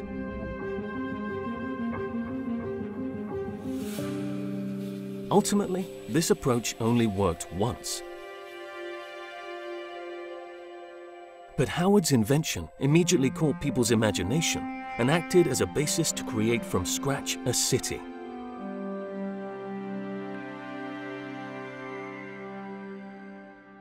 So this was workers' housing of a very, very different sort. With a garden at the front, a garden at the back, a street verge planted with cherry trees, allotment workers' gardens for growing their own food, set in a small town surrounded by an agricultural belt producing fresh food for the town, owned by the municipality, owned by the people themselves. At the time, most residents in Letchworth worked within the garden city. Many of them were employed at the Spirella factory, the biggest one in Letchworth, which was set up inside a very innovatively designed building. Here, most of the workers were women. They manufactured what was very sexy underwear for the early 20th century. Spirella saw itself as a model business, and its employees received far superior perks to the average British worker. On the top floor of the factory, they had their very own space. There, they'd engage in all sorts of activities: gymnastics, gatherings of all kinds, concerts and dancing. Obviously, like all colonies, they had to attract colonists. And the colonists that they attracted tended to be progressives. They tended to be people who, like Ebenezer Howard, believed in social experiment. So it's in Letchworth Garden City that we see the first extensive experiments in wearing sandals, in dress reform, in vegetarianism, in sleeping out of doors at night. People had bedrooms with overhead gantries in which their bed could be swung out so they could breathe the fresh oxygen. Straight away, the Letchworth phenomenon, a new city surrounded by nature, started gaining interest beyond England's borders. Paris, Brussels, Berlin, and even Tokyo each in turn tried to develop their own garden cities.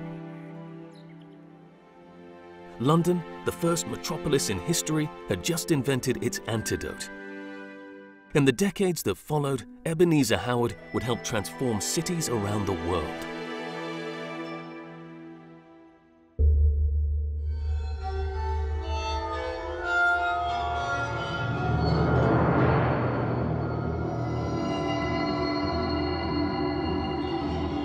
By the early 1910s, there really was a new scale for the skyscraper, not just in terms of height, but also in the lot coverage and the girth and the blockiness of buildings that contained an enormous amount of floor space. And the best example of that is the Equitable Building. 164 meters, 44 stories. Nowadays, the Equitable Building is much like dozens of other office buildings in Manhattan. However, New York partially owes the way it looks today to this very building. Ce qui est remarquable dans le cas de l'Equitable, dont le plan a la forme d'un H, c'est la densité et la rapidité des ascenseurs. C'est une gigantesque machine à faire circuler verticalement les gens.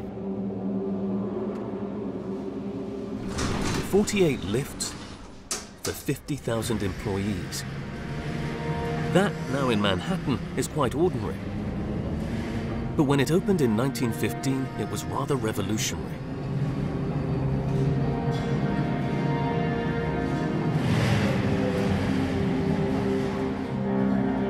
The Equitable's neighboring buildings were considerably smaller. And in the narrow roads in South Manhattan, its arrival was not well received. Depending on the time of the day, almost a 4-block area of lower rise and older buildings had been cast into the shadow of this titanic structure, stealing their light, stealing the value of the sunlight that was used to illuminate the space. Lights at that time, the bulbs of lights burned very hot, and they didn't really give off very much light. So light was a heat generator. Windows had to open in order to ventilate the space. So buildings were much more dependent on natural sunlight and the wind in order to create a habitable workspace. Manhattan therefore had to find a way of building higher without upsetting neighboring buildings. And it was George Burdett Ford who found the solution. His idea was city planning regulations, which were adopted in 1916, and these were his instructions. First of all, vertically, you could build the equivalent of the width of the street or avenue bordering the building. Then you draw a straight line from the middle of the road. That way, you get a base structure which you can build on, but with setbacks. Depending on the neighborhood, residential or commercial, the main facade would sit at various heights. And one last feature was that on 25% of the plot, you could build as high as you wanted. This was the recipe behind the Empire State Building and hundreds of other skyscrapers in Manhattan.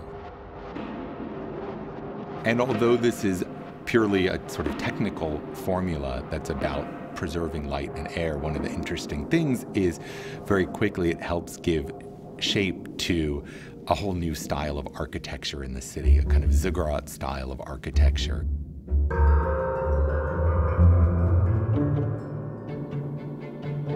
Those kinds of recessive mountain or cliff-like projections give this very distinctive New York look, the zigzag that really kind of has a jazz age quality, because the way that light and shadow begin to develop in those right-angled spaces get a kind of frenetic energy that you see when you see it in black and white photography and when you see it in shade and shadow in the city.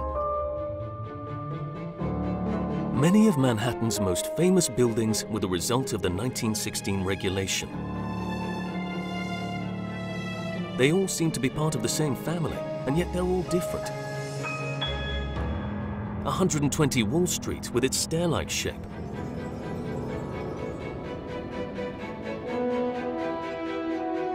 The New York Telephone Building and its unorganized silhouette. The American Radiator Building and its step-back roof. Or even the Chrysler Building and its rocket-shaped roof. These were all built within the space of around 15 years. Meanwhile, America was undergoing a period of huge economic growth in the wake of the First World War. Dozens of buildings were now transforming Manhattan's urban skyline, thus making it instantly distinguishable from others. In the 1920s, the rise of the stock market and the rise of the skyscraper were companions. In fact, you might think of the graph of the rising stock market much like the rising profile of New York's skyline, with peaks and then valleys during times of recession, because skyscrapers are always connected to markets. With the exception of the Woolworth Building, the number and height of skyscrapers in New York is well married to the growth of Wall Street, but with a slight delay. While the stock market was crashing in autumn 1929, the Chrysler Building was already under construction, and work was just about to begin on the Empire State Building. It was the apotheosis of this era of great skyscrapers. 85 stories, the tallest, the biggest, and the fastest.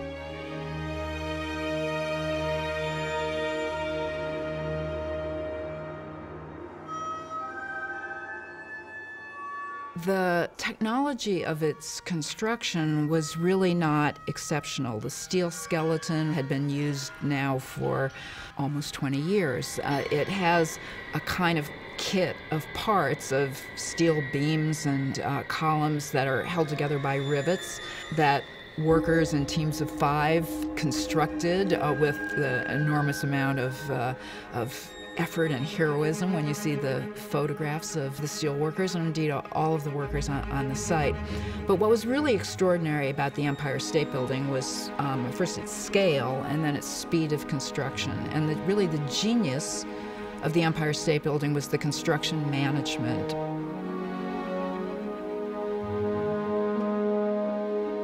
In skyscrapers, time is money. You borrow money in order to construct the building, so the shortest amount of time you have that money borrowed and the quicker that you turn it into rentable space, the more profitable the building will be. And the Empire State Building was built much faster than any skyscraper of its time. 1 story per day, on average, through the summer of 1930. The Empire State's construction took little more than a year.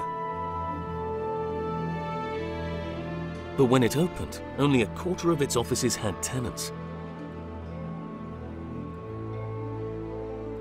The king of buildings had arrived at the wrong time.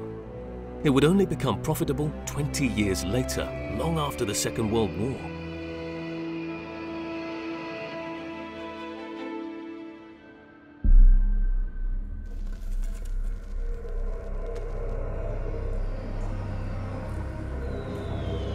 The Blitz, the intensive bombing of London by the German Air Force.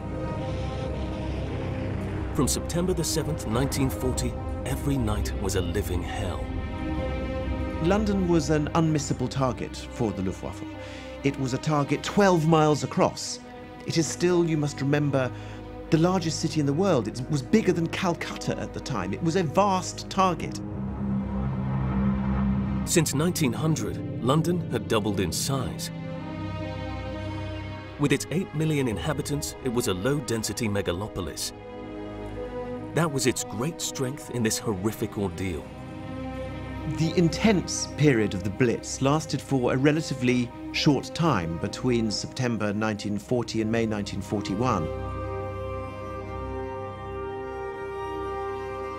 In that period, there was bombing every night, 160 bombers on average coming over. The worst night, there was 580 tons of high explosives dropped. 250,000 people were made homeless. Their homes just disappeared.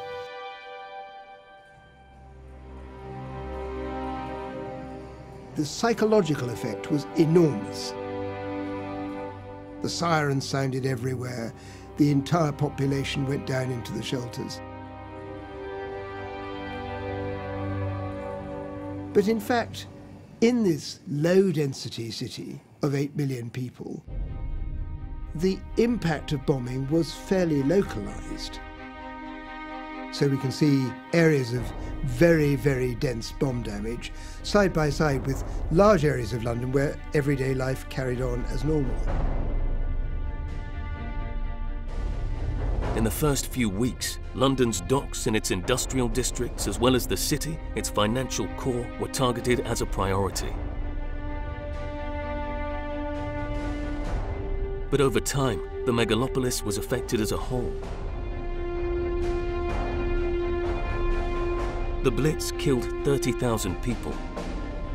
It changed the face of Britain's capital forever. What is, I think, so important about the history of London has been its ability to renew itself physically. And when we look at the Blitz, we are simply looking at a reprise of what happened when the railways came, what happened when the Great Fire came. It was an opportunity to start again, to revitalize the commercial, economic, financial infrastructure of the city. At the end of the war, the city was but a shadow of its former self. It had to write itself a new story. It's well known what happened next. The city caught a second wind when Margaret Thatcher deregulated the financial markets. This decision greatly boosted not only activity, but also the planning of the old city of London, the original core around which the English capital had begun expanding in the 17th century. The medieval city, which had become an increasingly specialized business hub, is where the metamorphosis was accomplished. I became the city planning officer in 1985 as the government was announcing the deregulation of financial services. This meant that the City of London was going to be opened up to competition and that banks from all over the world were going to be able to trade in London. Now we needed to incorporate computer-operated trading on large dealing floors in each of the bank's buildings. That required a very different type of building. And therefore a decision was taken that the city would have to go tall, would have to build skyscrapers. The city needed to go vertically because it could no longer build on any other way.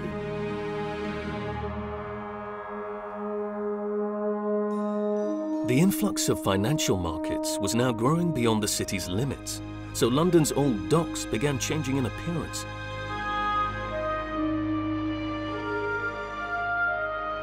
The disused docks were converted into a business hub. They were the pride of London in the 19th century. Abandoned after the Second World War, they'd now found a new use. But the very concept of skyscrapers actually reached beyond the City of London's borders for the first time too.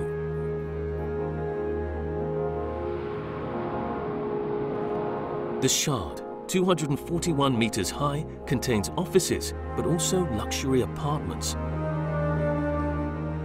It's a new urban trend, one that started in New York, where it's currently changing the city.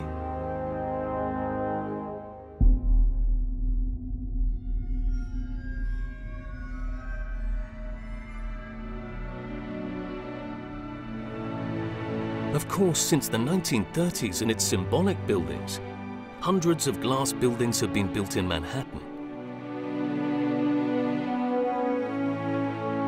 But none of them have led us to forget the great starts of its urban skyline.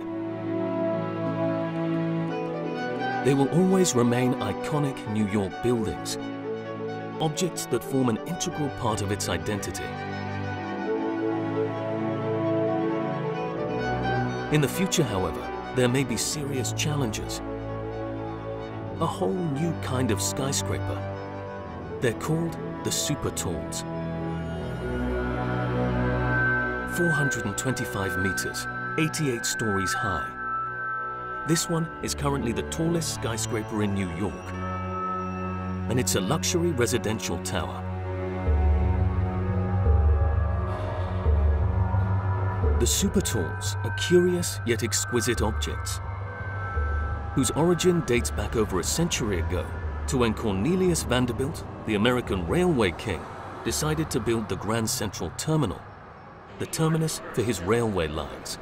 Building Services Quito, please report to a Taste of New York personnel.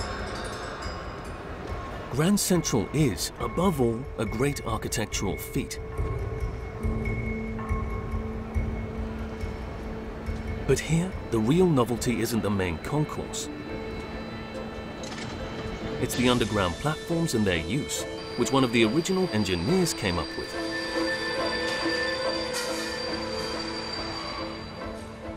L'ingénieur William Wilgus, qui est le grand opérateur du chantier de Grand Central, va avoir cette idée géniale de construire sur le vide, c'est-à-dire de créer un quartier nouveau au-dessus des voies de chemin de fer, tout simplement parce que les fondations des immeubles sont réalisées à travers les voies. Le sol est atteint à travers les voies, permettant ainsi à des bâtiments de se dresser sur un sol artificiel.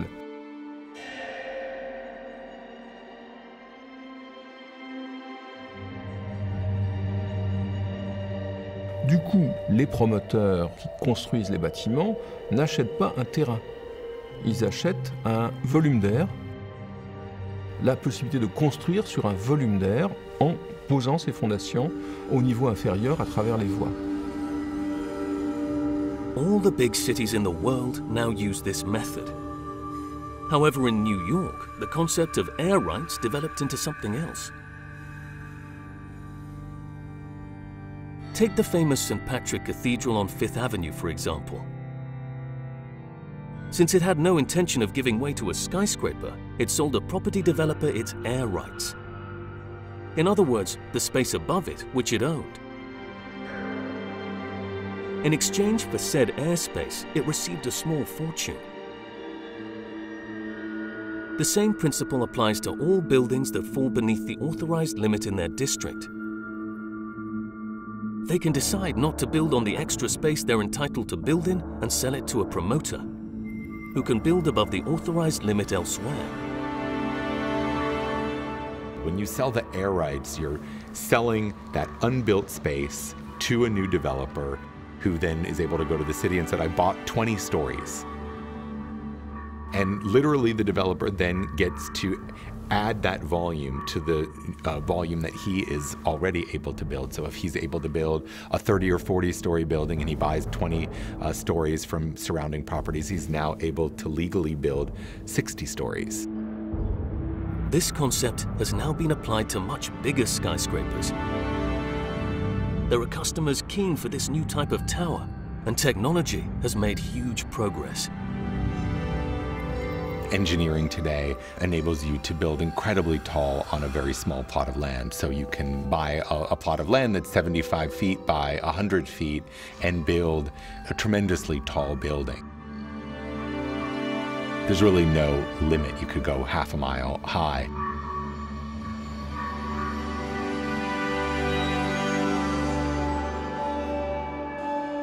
The first super tall tower was designed by Christian de Pont-Saint-Parc, a French architect. His apartments are the most expensive ever to be sold in Manhattan.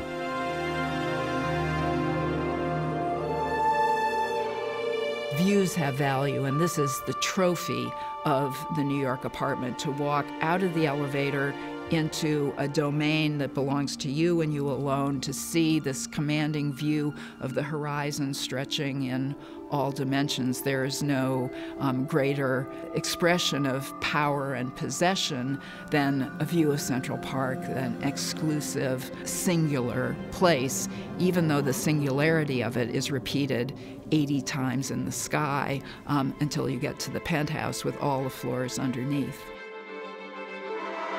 157 is reported at just over $100 million. There are others that have sold for $87 million, $90 million, I mean, almost inconceivable amounts.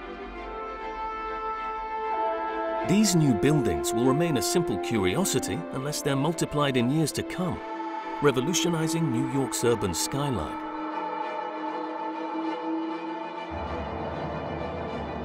A once fairly uniform landscape is giving way to an irregular and chaotic horizon, as an expression of the new financial world behind skyscrapers in Manhattan. Some of that market demand comes from people who have generated enormous fortunes in countries that have uncertain futures. So you have people with a lot of money from Russia and the Middle East and Asian economies where there are some very, very wealthy people, so they want to invest in New York City real estate. And they're essentially just using those buildings as a place to park their money. In New York, an era is coming to an end. Soon, the kings of Manhattan will no longer be office buildings, but residential skyscrapers whose apartments are often second homes. Fortunes from around the world will dominate the skyline. It's a strange reverse situation for this city, whose main aim has always been to conquer the world.